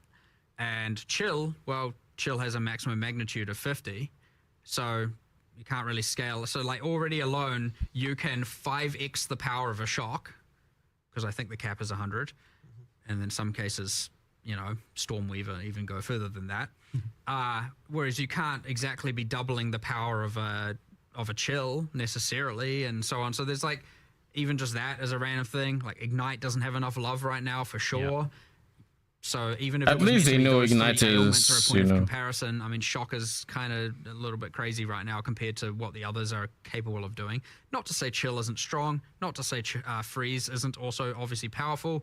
You know, they will have their time, and they may have already had their. I mean, we had freaking cast on Comet on crit for a while there, and all of that as well. So, you know, it will always change. But yeah, I mean, just bringing some of the Shock back and some of the other outliers here and there was a first step in the direction, but it's very important not to just do I hate lightning, goodbye lightning, you know. It's like, be easy to do, it's the wrong thing to do for sure. So yeah, people also like playing lightning. I think exactly. It's just the feeling when they're like playing their cold builds and like it's better to convert to lightning. That's why I think that's when it becomes more problematic. You kind of mentioned, you touched on the fact that you feel like Ignite needs some love. I feel like with damaging elements, there's a fundamental thing maybe that's causing problems where it's scaling with like hit damage and crit so directly, I guess, in this case, differently to how it's been done in the past, where it leads to maybe, in addition to it being a bit weaker, feeling like just kind of an add-on, like Ignite's not really a thing. I don't really have a pure Ignite build. Ignite's just like a bonus added kind of damage on top. Yeah, like it's a bit flat, honestly. I agree. We've had heaps of discussions here about all kinds of different options. We had some boil down to whether or not we're going to do keystones. We want to do something. We just haven't landed on exactly what we want it to be and how. Whether or not it's like we change the base versus change it through again a keystone or something you spec into. But yeah, it is a bit flat. And it doesn't have enough. For the love of Minion Ignite, please don't make it through a keystone. Please. I mean, well, yeah, it is, as you said. It's just, well, here's a bit more DPS, I guess, at the end of the day. And then even there's limited ways of kind of scaling it. And, you know, I'm not going to say there's none. There are some, but it's not enough. It's yeah. I mean, overall, I'd say it just hasn't got enough love, so... But we want to. Backtracking a little bit on the gearing, we touched on crafting a little bit, and so I love 0-3 crafting. Like, it was such a huge change from like a game that some would joke didn't have crafting into some of the most powerful and interesting crafting we've had ever in Path of Exile. I think like it's right up there. 0-3 crafting was amazing. Like the combination of the core currency changes, homogenizing and greater exalt and everything. It was really good. With some of the omens, it was really good. Crafting even. So like 030 crafting was what I was, in my opinion, what PoE crafting should be or should strive for. Not in the sense of having to do with homogenizing, but being able to get the outcome you want without spamming. That I think is key. I really dislike spam crafting. I really do. And the more I engage with it, the more I realize like I really detest spam crafting. All those, just spam 1,000 alterations until you get the modifier, and now hope you don't lose it in any of these other steps, and then eventually maybe you have the item you want, or you start again and you know. And most of the spam crafts that like you probably still have to do it again and again and again eventually until you get the item. I much rather have this, I don't spam for it, but the effort that goes into making the item comes from maybe the effort in getting the currency rather than just spamming going for RSI simulator, trying to get my hands in as bad of a spot as possible without actually causing permanent damage. You know, I don't enjoy spam crafting. So like that is what I would ideally want PoE 2 and PoE 1 crafting to eventually be like, which is you have ways to get to where you want without spamming. a currency. How do I get 5 red on a Twilight Regalia? You socket trick it. That's how you get 5 red. Either that or you shoot for 5 whites and 1 red or something, or 4 whites and 1 red. Realistically, you take it down to 3 sockets. You make those 3 sockets whites. Then you try to force 4 sockets into the 4th socket into red, 5th socket into red, and then you go for 6 blue. What do you mean how? I assume you're delayed.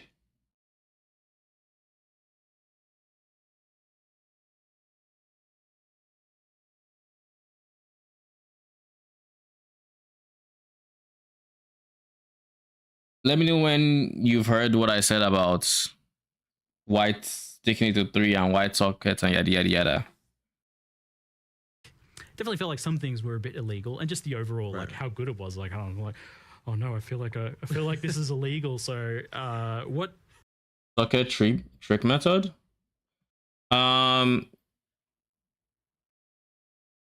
You take it to 3 sockets. You spam Omen of Blanching until you have 3 white sockets. Then you make it. Then you put the 4th sockets. If it's not red, you go back to 3 and you come back to 4.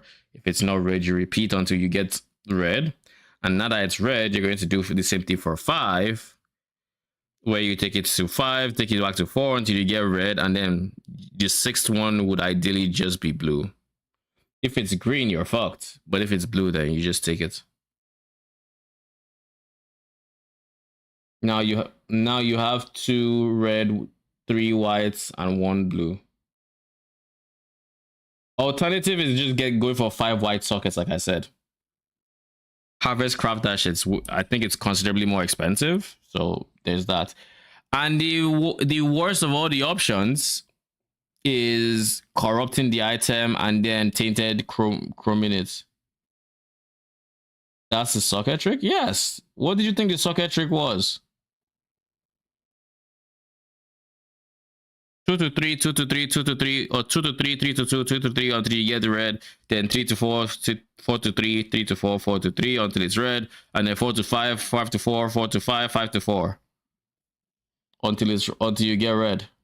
It's going to eat a ton of jewelers going for that 5th socket. But what else are you gonna do?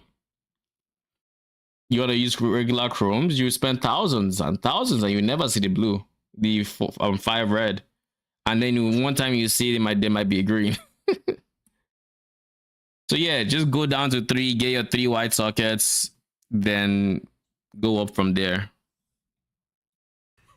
What of that was illegal or is illegal or is being?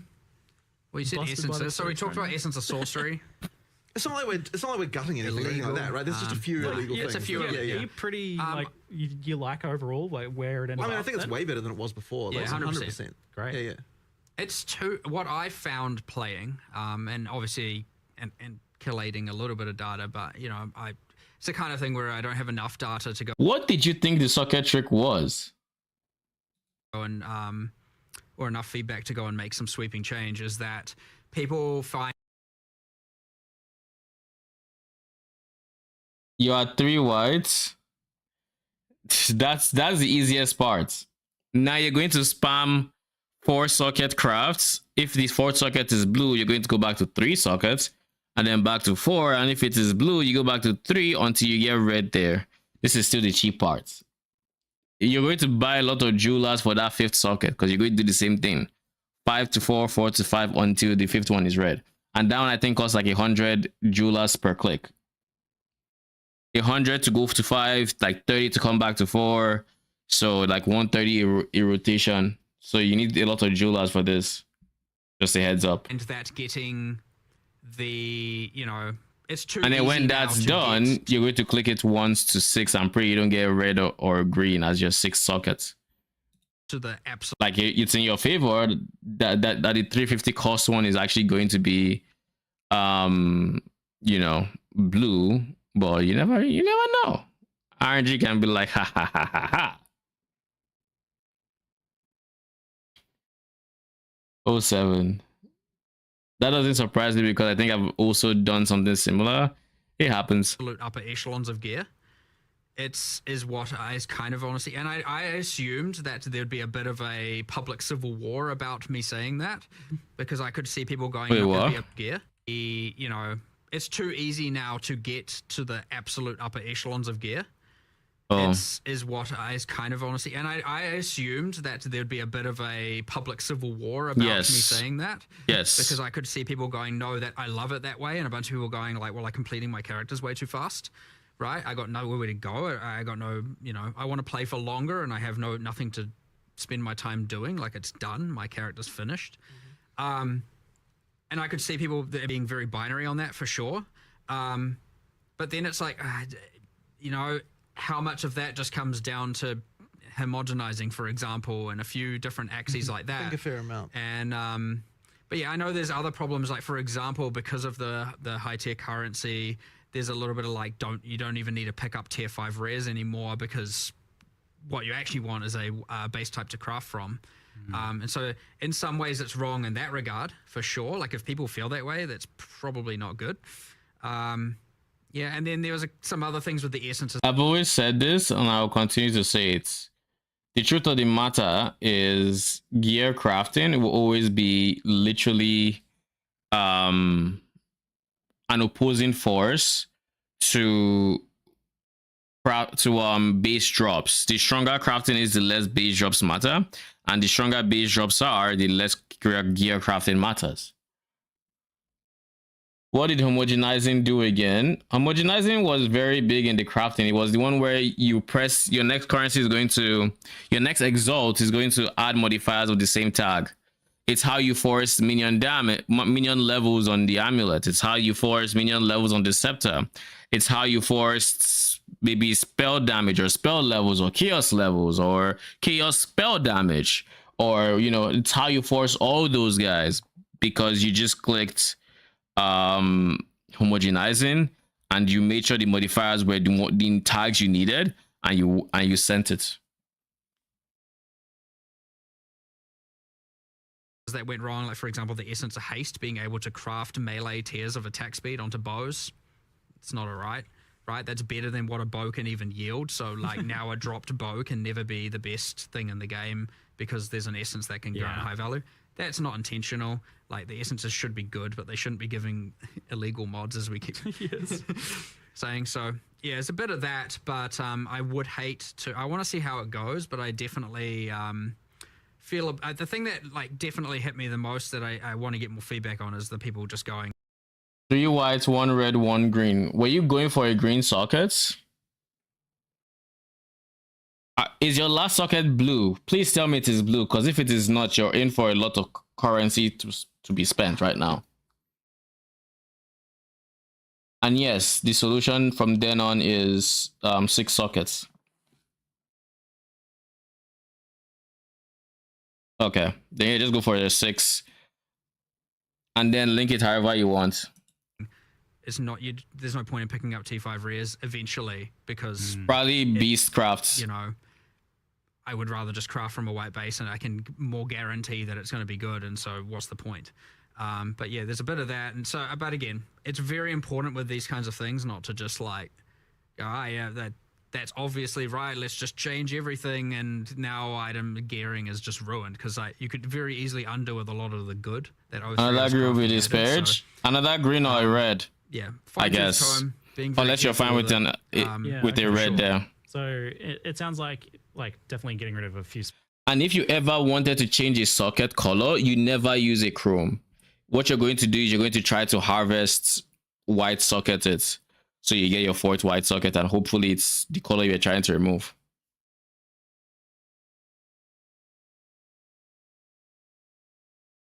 You spent 40 fusings on it? Sure, GG. Specific things. Omen of homogenization was a pretty clear one. I think that was like seemed hyper illegal, as well as like some of the specific essences. Like the tiered currencies, you feel like you're pretty happy with overall? I think overall I like them. Yeah. Okay, cool. And like the essence changes in general. Yeah, for sure. And what about abyss crafting? Now that that's going core, is that like changing a lot? Because that I think played a pretty important role in giving you some interesting decision making in crafting. It's not changing very much aside from the removal of waystone crafting from it. Yeah. the thing with abyssal crafting is one of the biggest reasons it kept up in price, especially abyssal echoes, was that you could use it to force a modifier that would donate mods for homogenizing, and then you could safely remove it.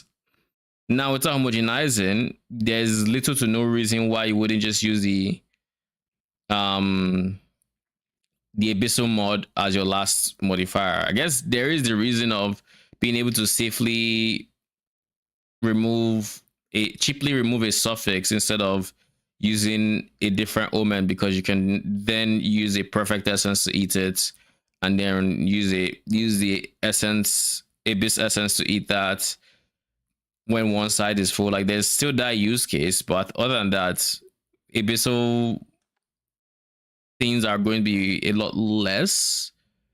I guess abyssal echoes will still be used, just not as much, simply because you're not going to be using abyss as much. But then again, supply is going to drop, so who knows? Maybe.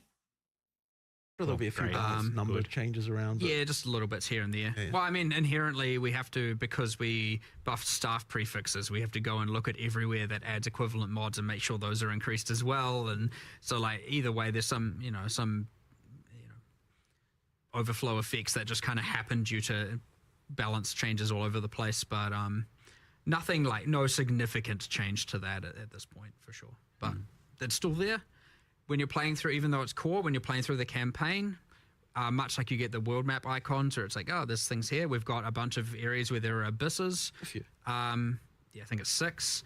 And each give throughout the entire campaign, each will give a crafting thing. So you have at least 6 guaranteed campaign crafts. Oh, great. Awesome. If you explore and do the areas, and you can see it on your world map if you've done it or not. And so you're giving you a bit of that throughout. So we don't lose that the league had. And then in-game, sure, use your tablets and then start running it. And awesome. If you want to get the crafting, yeah. Well, I'm amped to hear that, like, overall it seems to be fairly intact then, because I was definitely a huge fan of, like, the direction crafting's taking there. So, and I'm excited to see it getting built upon with, like, the Sacrifice of Vile stuff too. Well, the new Vile stuff. Excellent news. Alongside that, we had the addition of asynchronous trade, and both things obviously very powerful for gear acquisition, raising both, like, the kind of floor of, like, what's considered your, like, baseline gear. What's your 1 exalt gear basically goes up a lot, but also, like, getting it more accessible to get to, like, to craft or to obtain the really high end gear. How much of an effect have you seen in terms of, like, players kind of making the game easier? Like, has the game gotten a lot easier overall for people? Are people, like, reaching their final product earlier? It's really hard to tell how much of it is the trade system and how much of it is the crafting changes. Like, it's actually really quite hard to disentangle. So what about as an overall picture? Yeah, I mean, look, but at the end of the day, it's like the crafting system the trading system as it is something people just need to have. So, like, we just have to, work within that. Yeah, I'll tell you, like, if we have a in-game itemization problem, we're not going to go and say we need to nerf trading. Good. Right. We're past that. We can put that in our review mirror. Excellent. Yeah, so the question is, like, I guess now more just adapting over to that. I'm just curious, like, as to how extreme it has been, because it seems like it would be absolutely massive, like crazy. But it's honestly quite hard to tell, as I said, due to the other changes. I guess it's like a longer period thing to But then at the end of the day as well, you could say that if this is a feature we need to have, then it doesn't necessarily matter. Like, we just need to work with it and just deal with it. So, I know in the past there was a fear, and this kind of touches on crafting a lot. I agree with that. But at the same time, people could craft, like, you really can't differentiate those two. Like, the crafting plays such a big role, because now not only is it easier trading, the items are better overall and because the items are better, it's becoming harder to sell worse and worse items. So naturally, the floor raises by quite a bit. What is like a 1x thing, but because crafting exists, so you can't separate. Since they both released on the same day, you really can't separate the effects of the crafting and the effects of the trade. Basically, it will be very difficult to. like really good. I don't know gear how you would super easily. That they would stop playing like that. and then accurate mana at least. I feel like in some cases we've seen some of the opposite phenomena. Like there is to an extent the opposite phenomena where like people gain access to the builds they want to play, they gain access to content they might not have otherwise in a more reasonable time frame for them. So their engagement and the amount of time they play ends up going up as a result. Like in a surprising twist. That definitely can happen, but at the end of the day, like retention isn't exactly the reason why we do it. It's because we sort of feel like, you know, like if we did want to make getting the hardest gear harder, then the reason we would be doing it is because we don't like the feeling that you can get of like I don't have anything else to get. You know what I mean? Like that would be the reason to do it, not necessarily because of retention reasons. You know what I mean? Like it's more about the play experience, to be honest. Because you know, when it comes right down to it, like our model has always been, we want to keep you coming back every league. Like we don't necessarily care how long you play a given league for. We just want to make sure that each time you play a league, you're enjoying your experience, that you want to come back and play the next one. So you know, that's kind of our philosophy on that. So you know, retention isn't directly a thing that we're like optimizing for exactly in that way. Players hyper fixate on that. Yeah, it's more about retention from league to league. Like what are we doing? You know, like how many players do we get back for the next league, as opposed to how many players do we get back the next day? That's interesting. Yeah. Yeah, I guess because we have like Steam charts, we get hyper fixated on retention numbers. I mean, it's not like it doesn't matter either, right? Because you can, on some level, judge the success of how much people liked a league based on that. Yeah, it can tell you how much fun people are having. Yeah, like at the end of the day, what people are saying about what they thought about it is actually more important than the number of people actually playing it, because like that, as long as they're like happy, it's a misleading stats, that's for sure. Then we're happy. Mean, if you have more fun in a smaller amount of time and then you're more happy to come back next league, then that's a win. That isn't necessarily a problem, right? You may have played less this league, but maybe... So they're kind of a little bit unrelated in some ways, but also sort of related in others, you know. Okay, well, it'd be interesting to see how this continues to play out then, the crafting, trading thing. I'm super interested in like the economic aspects of that. Right. But it's definitely had a big impact, and on the whole, like... We already watched the minion area, so we'll probably skip to like here when we get there. All right, well, we'll keep. I'll ask about that like everything. I think 'cause it's like where do you guys feel it's at now? What about now? Can we scroll to the end? Thanks. There we go. So we had just a couple of random questions. I do see one in chat, but it's not really a question. People just typing move speed, but I don't really actually know what the context for that is. You guys know? It's the speed at which you move. Oh, very insightful. Thank you. Maybe you guys could type an actual question in chat. I'm just saying instead of just chanting, but well, I mean, adjacent to that, one change we have made, which is kind of interesting, and I think it's a kind of I don't know if the general desire is more or less of it. I suspect you'll find a bit of both. But irrelevant of that, like a change we made is there's lots of in-game runes where you can now only use one of them.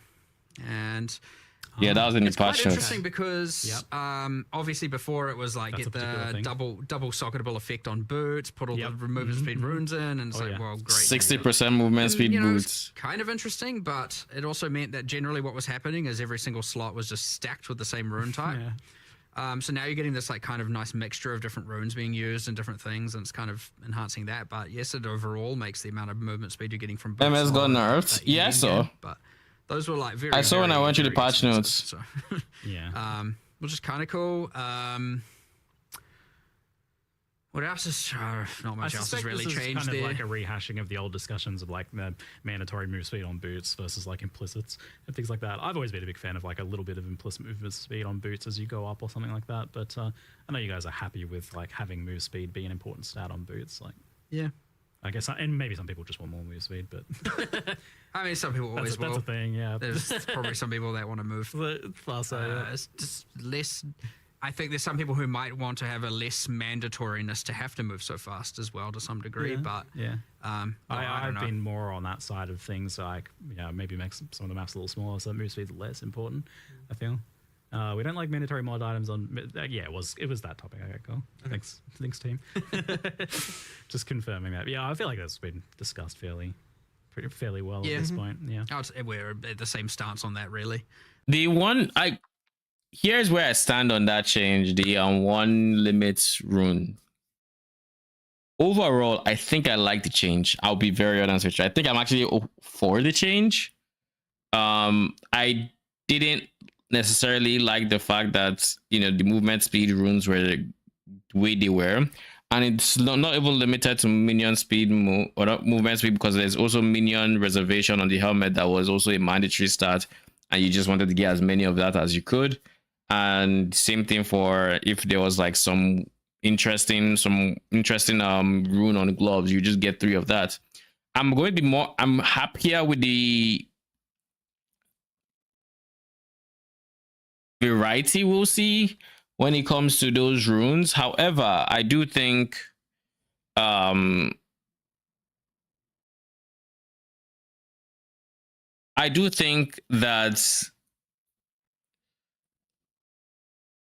I feel like there should be a midpoint, what's the word I'm looking for here? A middle point to be reached, where maybe there's a worse rune that is not quite that high one, and it allows you to go for a higher movement speed if that is really what you wanted. But at the same time, if it's like movement speed, it just end up being mandatory. So like, I get it. Like, movement speed is just it's literally just going to feel mandatory. It would just feel like you got nerfed in the amount of movement speed you can have, but still feel mandatory. So I get it for that one. And for the other ones, I don't mind. Like I said, I think I would rather enjoy or play around with a variety of runes rather than just having a select few be 80 divines in price or whatever else that Chase was, and then the others are like 1C or 1X. Which is, it's interesting because technically, if we end up acknowledging that is wrong in the context of staffs and wands, then we might have to reevaluate why it's right in the context of movement speed. You know, it's an interesting thing where one discussion might yield the other, because it's kind of a similar problem in both contexts, and we might end up who knows what side of the fence we're going to land on, you know what I mean? So I've seen Acolyte of Chayula get mentioned a lot. I have not played that class, so I can't speak to it too. All right, we've seen this portion. We're not going to quite go right in there. We're going to say like here. Squad is currently focusing on clear speed, it sounds like. Yes, but for things that are not already, you know, up at the top tier, generally. Right. We're getting quite close to patch notes, so we'll rapid fire some things off here. It seemed like at one point, like, druids were going to have claws as their weapons, so that has obviously changed to talismans. Or that might have been like a long time. That was actually for the huntress. Yeah. Oh, okay, weird. Yeah. So it sounds like claws are probably not going to be a thing then. Probably like, not anytime soon. Decided not less interesting than other options. Yeah. All right. Cool. Hot swapping between controller and mouse and keyboard. Yeah, something I promise every single time. And yet somehow we still haven't done it yet. So what I can say is that it is actually, we have an implementation of it. We're not shipping it this time, but it's much more close than it was last time. Like there's just some stuff that's happened, but like, you know, it is a thing that has been seen on a programmer's workstation as to work. But yeah, there's still a bit more to do. But yeah, like next time, I know I've said this twice before, but next time we will surely next time, right? This is the next time that we're waiting for, because like the code was just originally not written with that in mind at all, and you know, yeah, it's just requiring a lot of re-engineering of a whole bunch of existing UI to be able to get it to work. Looking forward to it, so I can I know. inventory management. I know. We will have it, but controller inventory. No. But okay, good news. It's being worked on daily, it sounds like. Do you have like a rough timeline for full release, or not ready to announce that yet? Don't really have it to announce, but I mean, look, I certainly don't want it to be 2027. Like I really want it to be next year. Like I really do. So, you know, like it'll be, I really want it to be next year. But we certainly underestimated the December next year. It's certainly by having to make all the leagues constantly and all of that. And I know some people might be like, just don't. But like, you know, you need to do. We want people to play the game still and enjoy it, and you know, do what we want to do. But so yeah, you get this thing where we severely underestimated how much extra time it would add. Your rule of cool of like, we want to do the 130 extra passives because it's cool. I mean that has an expense. Yes, all of this does get in the way technically, but. I mean, look, at the end of the day, we're not going to release until everyone's happy. So that's true. Yeah, that's the new 7 first. So you know, it's a good trade-off. Yeah. With the performance improvements, which looked like really impressive, even more than the 25% you were saying, like looking at the side-by-side footage was like, it looks even better than that. Yeah, I mean, look, we did 25. I said 25% as a commitment because like that's kind of like I want to make sure, like, look, people are really sensitive to the stuff, so like I wanted to make sure that we're not over-promising. Under-promise. And so under-promise and over-deliver was the plan, but effectively, like, I've been focusing a lot myself actually and trying to like make sure that it's getting better. Effectively, what we've done is, I mean, obviously there's just sort of traditional optimization that happens, but a lot of it is just effectively making sure we're multi-threading things better, taking advantage of more CPU cores. If you're GPU bound and you don't have dynamic resolution turned on, then it obviously won't affect you because you're GPU bound. If you've got dynamic resolution on, so you know like GPU is not so much of a concern, then CPU was definitely a problem for just about everyone. Like even really fast CPUs were having issues in in-game mapping. So the goal really was to make it so that, you know, like when you've got a lot of shit going on, that your CPU is not overloaded. We did that by multi-threading things much better than we were before. And, you know, just, traditional optimization, just lots of improvements there. Like now... love to hear it. Things that are working better than they were before. Like absolutely love to hear it. Double frame rate, like just straight up. Awesome. But as I said, like not consistently in all cases. So and consoles obviously saw a huge improvement. They you know, consoles just have weaker CPUs than PCs do. So therefore, when you're doing CPU optimization, consoles are what's going to benefit from that. It's just a lot better. Now, one of the things I'm a bit worried about is that by multi-threading more things, you can run into multi-threading bugs. And so there might be, hopefully not, but there might be some more crashing going on when we first launch, just because, like, you know, like the thing with multi-threading is that, depending on the exact scenario, different things can happen at different times. It can cause some issues. I'm really hoping we don't run into that. We're trying to do as much testing as we can to fix all those kinds of issues. Effectively, that would be the worry. But yeah, I think that it was definitely worth taking the plunge and doing that stuff because it is way better. I probably should make like a video on exactly, like, you know, some of the, like, go into a deep dive into it at some point because it's kind of interesting. And even it feels like even still, occasionally you guys are still just finding ridiculous things that, like, we just made it a whole nother chunk faster. Yeah, exactly. Just because of some just ancient thing. It's we definitely still find some crazy stuff, and it's going to be a lot better. I expect it's just going to keep going as well. Yeah, no, exactly. So that's the other thing is, like, I want to spend even more time on getting this exactly right. We're not. I am hopeful for the optimization of this patch. We can still theoretically make this quite a bit faster than it even still is. You've been personally like really on this every time. I have. Just because it's been such a big issue, and like I wanted to actually get back in there and spend a bit of time on it. And as I said, like already it's so much better now. But we'll be even better than that. Awesome, fantastic. It's great news. Patch notes are here. So right. we will end there and let no people one's interested in listening to us anymore. They've got the stuff. Everybody's gone. Patch notes when? It was a pleasure to talk to you once again, and I look forward to checking it out and going and playing it some more. Excellent. Thank you very much. Thank you. It's good to have you. Overall, that was a very, very good interview, in my opinion. A lot of topics, a lot of important topics were being discussed. And overall, I'm happy with the direction PoE 2 is going. I'm not going to give any definitive, like, oh, this is us or whatever for the pack size change. That's one of those things where we'll play the game and we'll see how it feels and we'll give feedback. Basically is where that is at. What else am I thinking? I think minions are going to be in a better spot with, specters being potentially buffed, and those changes coming later. Hopefully they are meaningful. Hopefully. Can be, not this promise with GGG and minions, but hopefully. Let me just make sure trade is, it's up.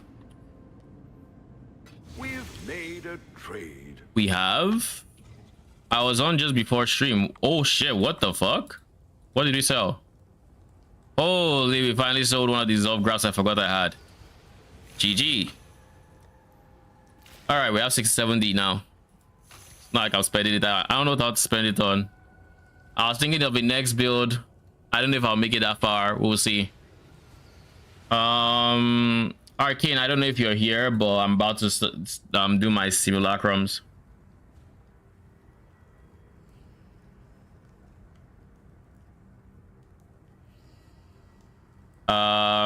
Anyways, I think these simulacrums have been the most delayed simulacrums I've ever had because it's literally just 2, and I've been saying I would do them for like multiple streams at this point, so let me do them. Realistically, I slammed T1 accuracy. T1, Lee. On an accuracy stack at GG. And that's the chest. Fully crafted myself from the tree till now. Oh, sure. So you got fractured int, and then you bound force, you dense fossil spammed until prefixes were done, and then you crafted your suffixes. Which yeah, the first slam was T2. I'm like, all right, sounds good to me. Don't need much. Lol. Coming. This is one of those areas I'm thinking I go minion damage instead of crit because they tend to get increased bonus damage against crits or crit reduction. Oh shit. Oh man, me so sad. I always have my awakening minion damage on the side. Doesn't matter too much. I am making them squishier, so you never know. Oh my god. Guys talking way too much.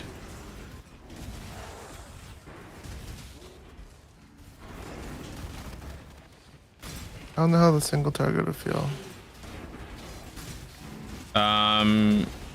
It's going to feel better than your other build, but worse at the same time. And the reason it feel worse is because your other build relied on explode. So when they were other monsters, it would blow them up, but when they weren't, that would be higher.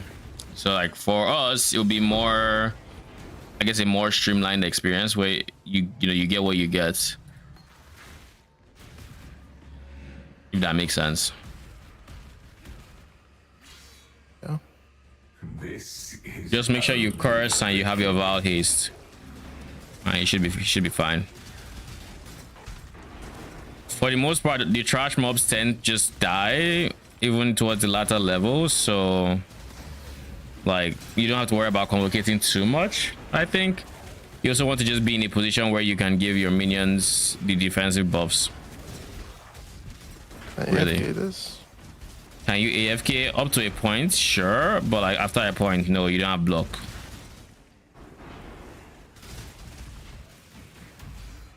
The damage intake past the point is just, you know, too unreasonable without block.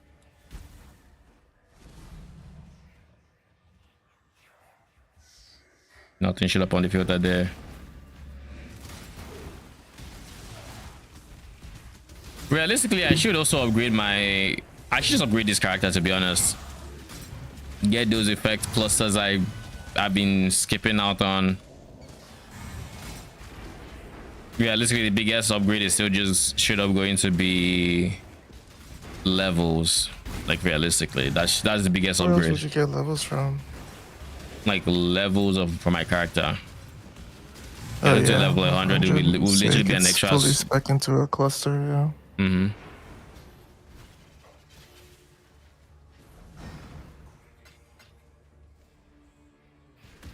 Let yourself be drawn into the mire.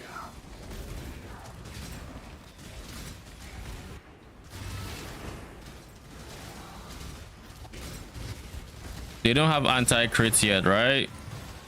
Oh, they do already. Yeah, 23. That was quick. You're playing this with a crit build is ass. What'd you say? Is it doing Sims with a crit build is just ass.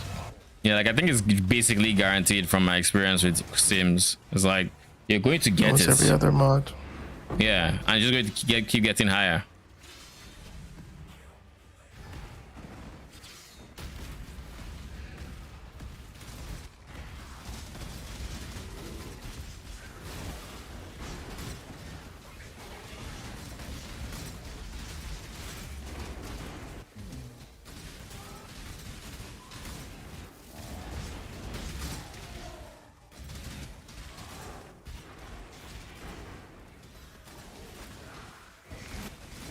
Man melted Omni. Level 75 Omni.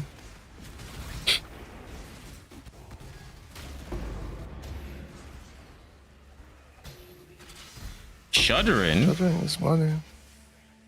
That's my first time I'm getting shuddering here. And believe me, I know shuddering.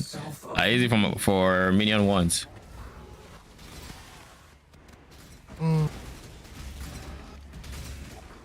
Shudderings and corroded. I don't think I've gotten many shudderings from like sources. I think the most consistent place I have gotten shudderings from is probably Tuyan.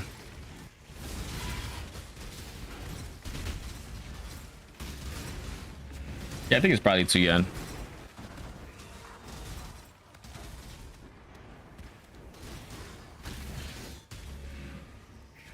I'm using minion damage, so it's even more important for me to make sure I get them with what do you call it, with the war cry portion, because now they have 25% less life. That's the downside with minion damage. This could actually one shot them. I don't think they'll get one shots. I think they have more than enough tankiness for that. It's just the more times than not, the way your minions are going to die is just lack of read. It's like lower region rather than being one shot. They have good life. They just, with the way they're not dodging, they just need to make sure they're not eating, you know, quite as much consistent damage, which is where regen comes into play. And on a non like Adorn stacking build, oh wait, there's minions here. On a non Adorn stacking build,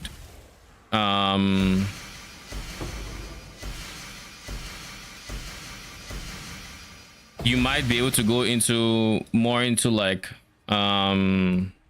renewal clusters to get them to like a natural 6% or whatever, but it's still just nothing compared to the amount of regen you get from Enduring Cry. Like I think currently Enduring Cry is giving, how much is this? 2% life per, so 10% life regen per second before buff effect. By the time we go through buff effect, it gets into like 20% per second. So like no amount of like natural minion life scaling, your life regen scaling you're going to get is going to compete with that. I cannot do this yet.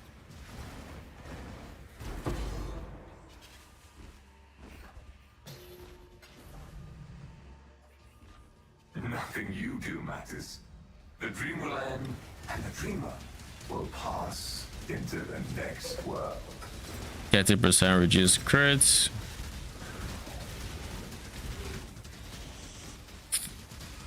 And then more monster life.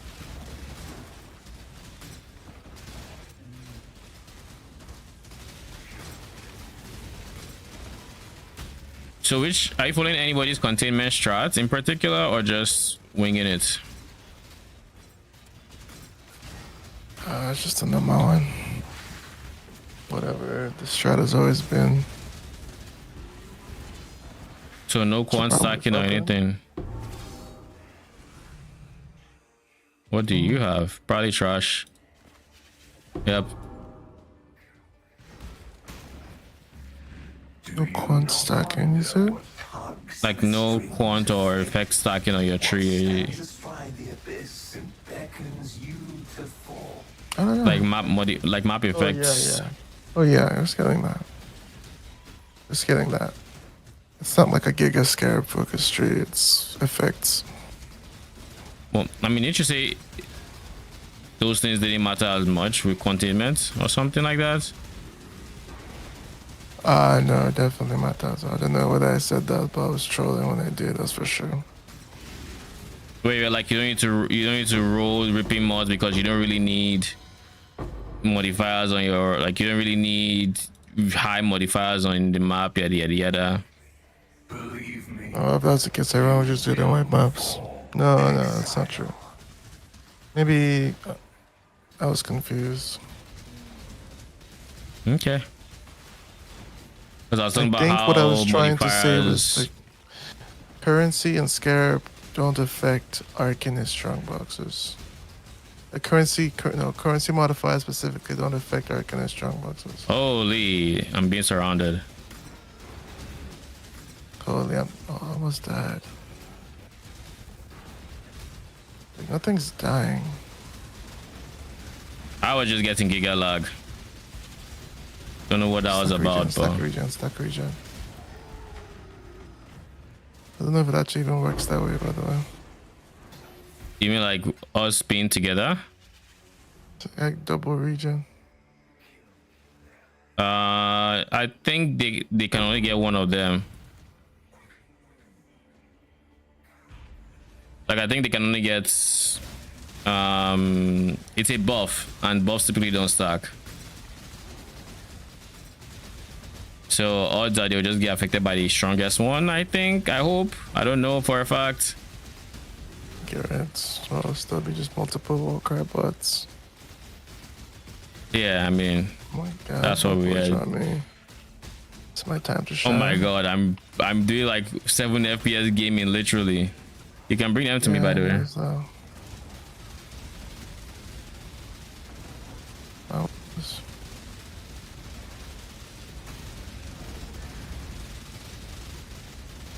or just killed one of them. What did you say? Touch. What is that? Someone's That is dead. Solita. Someone's there, one of my minions. I don't know who it is. My minions are fine. They died to that slam. Ow. No, I'm trying to find the orb you were referring to. Because Oh, one of my easy? syndicate operatives are dead. Just run around. You see, it stays closer to you than your minions do. I mean, I'm literally running in circles. Convocate them to you. Yeah, some are being trapped. I don't know. You're not seeing the orb. Like for me, you see, for me, it's a very blue lights with my skin, so I notice it. I need to kill my minions, man. Is there any way you are not scaling your minions defensively that I am? I assume your medium claw size is the same as mine. Yeah. And you do have chaos stress, so it's not like they don't have that. Well, yeah, I think I have more kill stress than you do, actually. Yeah, so I think they just got hit big there. I don't know. ooh, I almost died. There it is.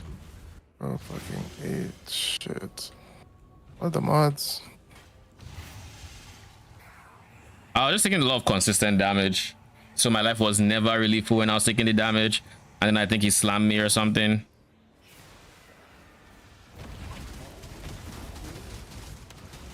My mana is gone.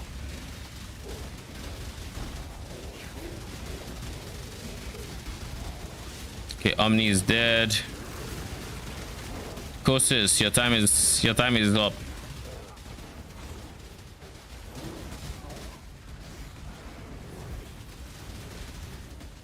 Holy fuck, bro. Those are big hits. Yeah, he is. Is he critting? I can't, well, crits. I'm critting him. Oh yeah, you went for the 50%, right? Like Watcher's Eye. Yeah. Yeah. I mean, that'll be for you, not That for was your like an minions. insanely big hit. I know. I'm just saying I'm critting him. Why did he hit us so hard there? What does he have? He has. Let me look through these modifiers. 103 phases extra code, 89 phases extra fire. He has 67 cold rest specifically because he said fuck us in particular. He didn't get that elemental Oh, they res. He were just so said tanky. chaos. He just got cold res. Yeah, this one gave him 76 fire res. Yeah, this is fire res, which is fine. And then monster So damage. that's why they were so tanky. Yeah. They should get melted in this one technically. Without, though, isn't this like technically 100 daily? You see, players are 100% delirious. I don't know if this works the same way as map daily. I have to assume it does. In which, I mean, if that's the case, then they have Giga DR on top of the res. I think they do. Probably, to be honest. So if they have Giga Daily, which means DR, that just means instead of like life. I always assume they got a lot of life, but maybe just a giga DR, you know. 2.3 shock. Hello. I think that's a visual bug. Actually, maybe not with the DR. 2.3 shock. No, it's probably reduced effect of ailments somewhere. Can't see it, but the reason I know it's not accurate is because we use shock ground, right? So by using shock ground, yeah, that's what our graft is. It leaves shock ground. Yeah. So that one is like, unless you have reduced effect on you, you're going to get that shock. Because it's not dependent on damage. It just is.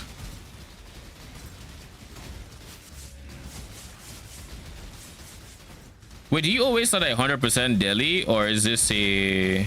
No, I think it ramps up. Okay. Like that's something I don't think I've known about daily maps. I didn't even know they had delirious, I'll be honest.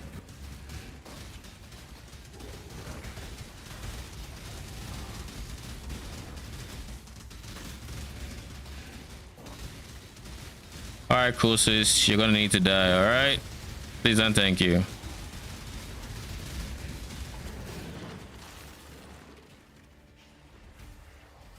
Oh, there's someone left.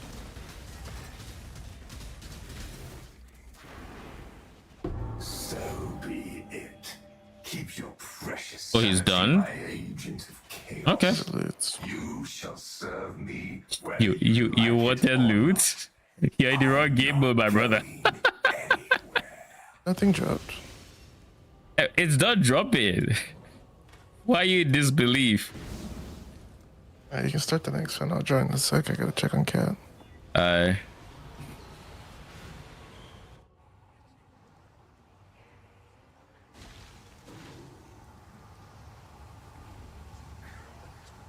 Remember this ramshackle. You stood against so many powers, yet something. I think it's time to at last test your limits.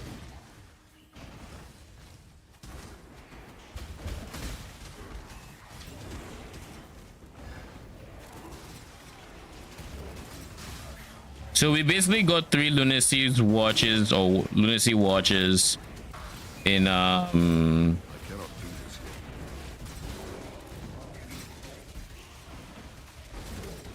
in the time we did the delis.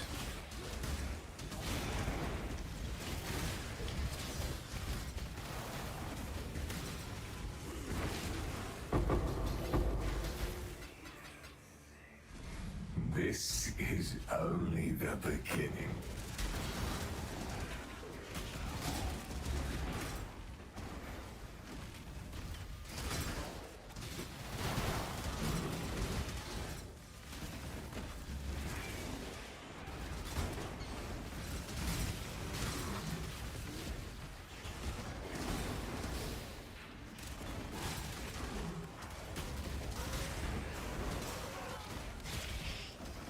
My mana is gone.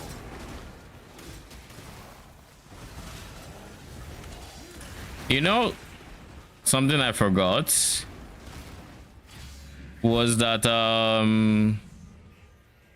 you know, we were a duo and that involved life scaling.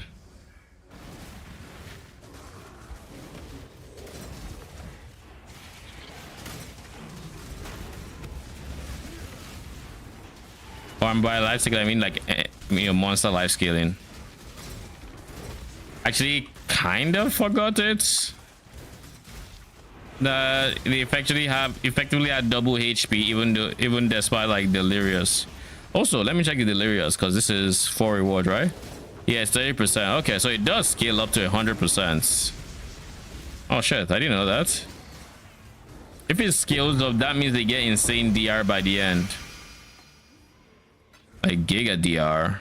Let yourself be drawn. But I guess on like your T7, T16 maps, they probably just don't have the base life that, you know, maps would.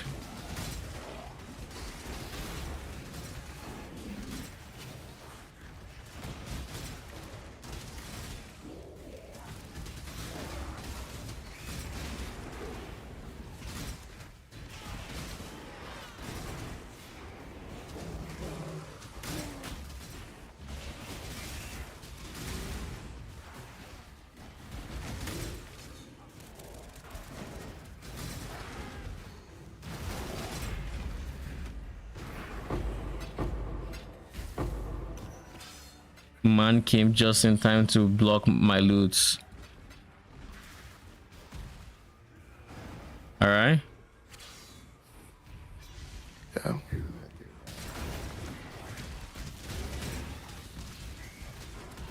Picking up a new character, I'm gonna play on Deadlock. Yeah, I don't know yet. Deadlock. What do you think you want to do? Do you want to be the front line you wish you would see, or do you want to be? Fuck no. Do you want to be Vindicta with a thick skin? It is really strong right now. I really don't like Vindicta in terms of like to play. I don't think I like aim heavy champions like that, like her. Like all those. It's funny because I think I like aim heavy champions. I don't like the I like having to aim, but like I don't like having to be so precise with the aim, if that makes sense. Like I want to be able to spray a bit. Vindicta is like, oh, I'm going to snipe you. I don't like sniping, personally. But that's me, right? That I know is me. Mirage, if I'm being genuine myself, it's basically just a better Infernus now. Mirage. I mean, Mirage is not a bad choice. Are you playing tonight? I probably will. I was thinking of playing that or Fellowship. I mean, there was a day I suggested just that. But anyways, I mean, I've been trying to get through some maps and PoE. I've been missing it. I miss mapping. It's not that fun this league, but I miss it. how mapping is like in terms of at least for me that likes like blasting, right? Doing some really challenging content. And I think I took a net negative loss this league. I mean, you probably did from like, you know, Breach itself. But you had enough strats you enjoyed. I mean, granted, at this point you've played them enough to where you're looking for something different. But or do you disagree? Other strats you enjoyed. Just once you played them enough that you want to do something different. Yeah, I enjoyed Awakened. I could see myself doing it again. I mean, Awakened, Scarab Farm, or did you? Unless you didn't enjoy the Scarab Farm. Scarab is fine. Scarab is like I think just Boss okay. Rush It's is like less... the worst part of a T17 strategy. The mobs have a lot of mods, and you're there for a while. Aren't you the Divinity Scarab farm lover? I do like Divinity. I just want really. I do like Divinity, but Divinity is very rippy. I wouldn't die with Nemesis, but then Divinity, like, it takes a lot to be able to tank those boss health bars. The dreamland and the dreamer will pass into the next world. The light of divinity.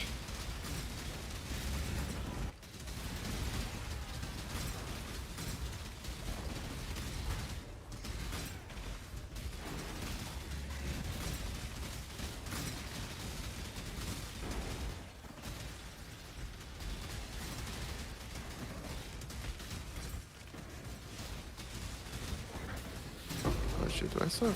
By the way, I confirmed that Deliriousness scales like nice 90%. Yeah. A decent amount of stack decks. Do you not wonder what tugs at the strings of fate? What stands astride the abyss And now we should be at the 100% Delirious, right? If I can click. Here we are. I'm guessing this is like wave 10 or something. This is literally wave 10. Yeah, so it's 10% per wave, I think, until you hit the max.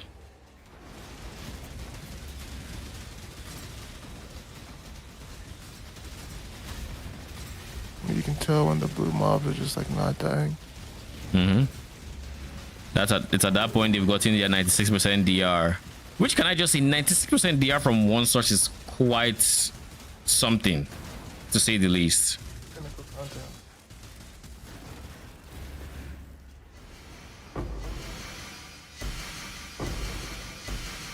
Thinking that or Billy. I don't know yet. Oh, Billy. I mean, Billy's. How do I think Billy is for you? I think you'll have fun with Billy. Genuinely. I don't know how much like fun. the way people actually playing with the melee. I gotta like watch a video. Yeah. He's a very different player. It's like Abrams. Because he is weapon damage. He does get good weapon damage. I stopped paying attention. I stopped paying attention and just realized my life was going low. I'm like, what the fuck? Before I could react, I was dead. Like I was very distracted basically. But I do think thanks for joining at the right time. You are welcome. I think melee is definitely an acquired playstyle where it might be very unintuitive to melee quite as much on a non-melee character, and of course the risk of getting parried is always there.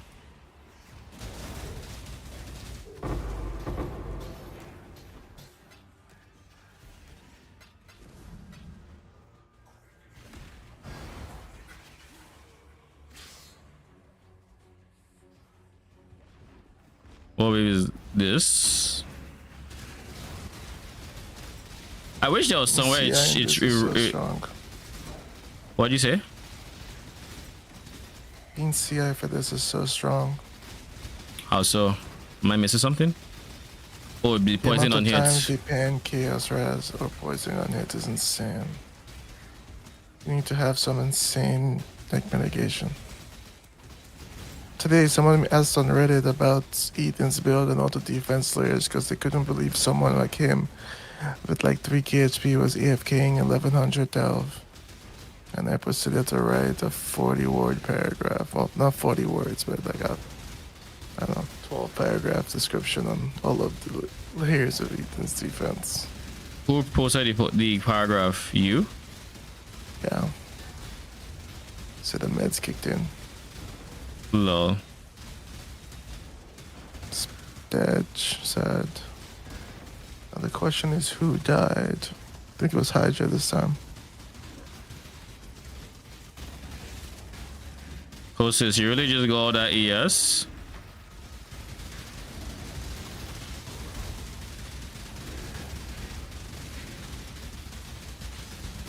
You know, for the most part, you can tank it, right?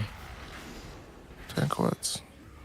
Most of their hits if they are solo, just be careful of the big slam and you should be fine. Wave 13, okay. Because like for me, I'm not moving too much, which makes it very easy for them to all get hit by the cries in the thick of this.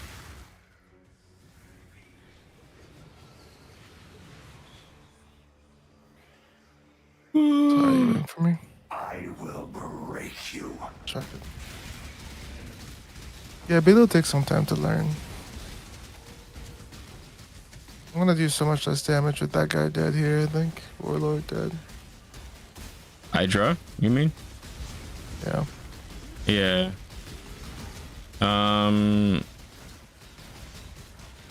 If Hydra is dead, oh god, oh god, oh god, oh god. Come back, Angle.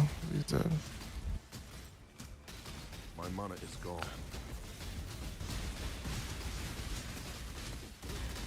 Okay, my FPS is getting okay. It's kind of back, maybe? Not entirely, but...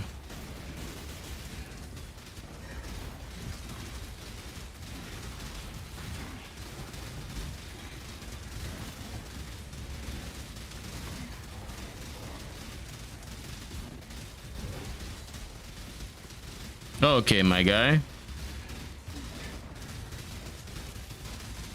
One thing to note about Hydra is my guy likes running around though. Yeah. Dude loves running away from your shit.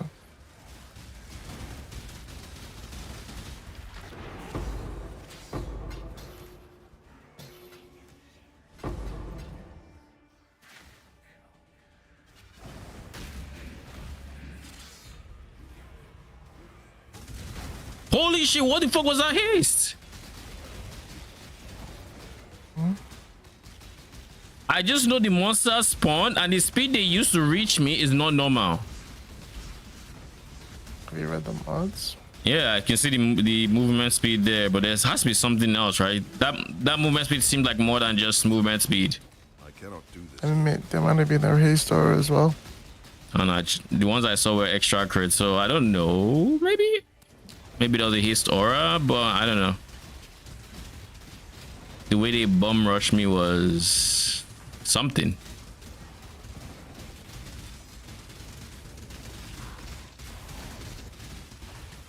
Oh, I have Omni. Oh, he's easy to defend.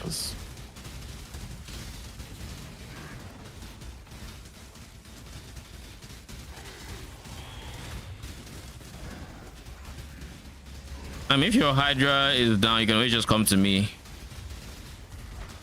Sure, he came.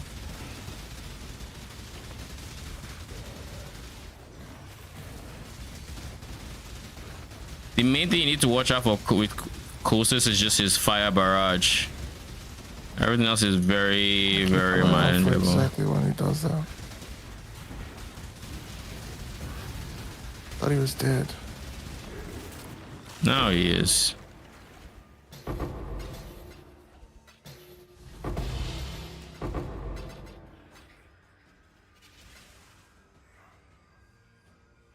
I will not be made That's a weird. fool.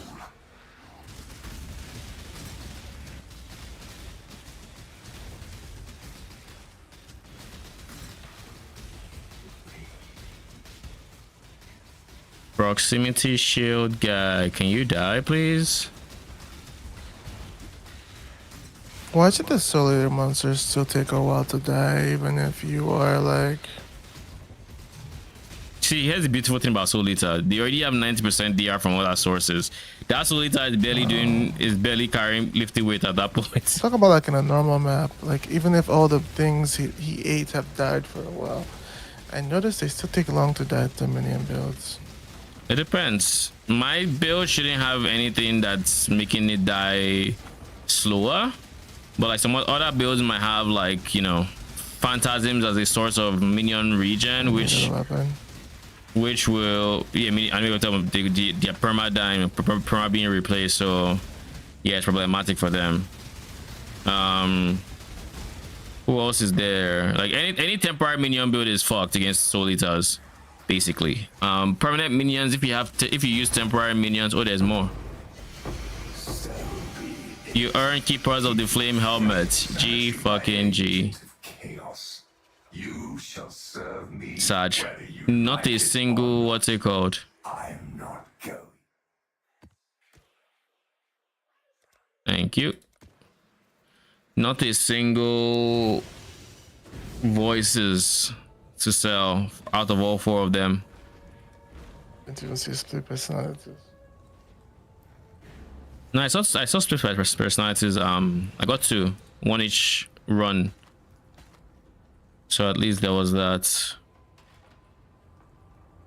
Let me cut some and then I'll be back. Aye.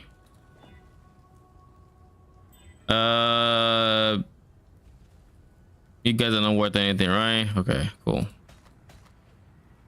Stoic, Forecast, Weather, Tempt the Storm. I think the most important mod here is Stoic Focus.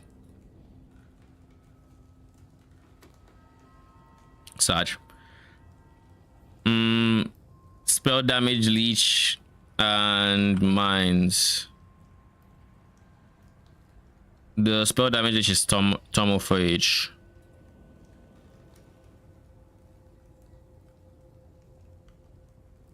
Sag. 07.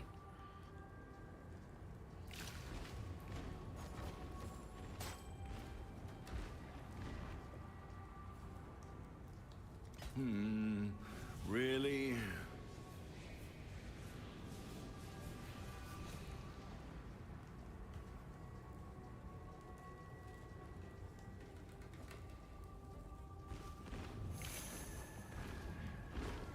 We got 71 stack decks, so there is that. Like it's far from bad currency.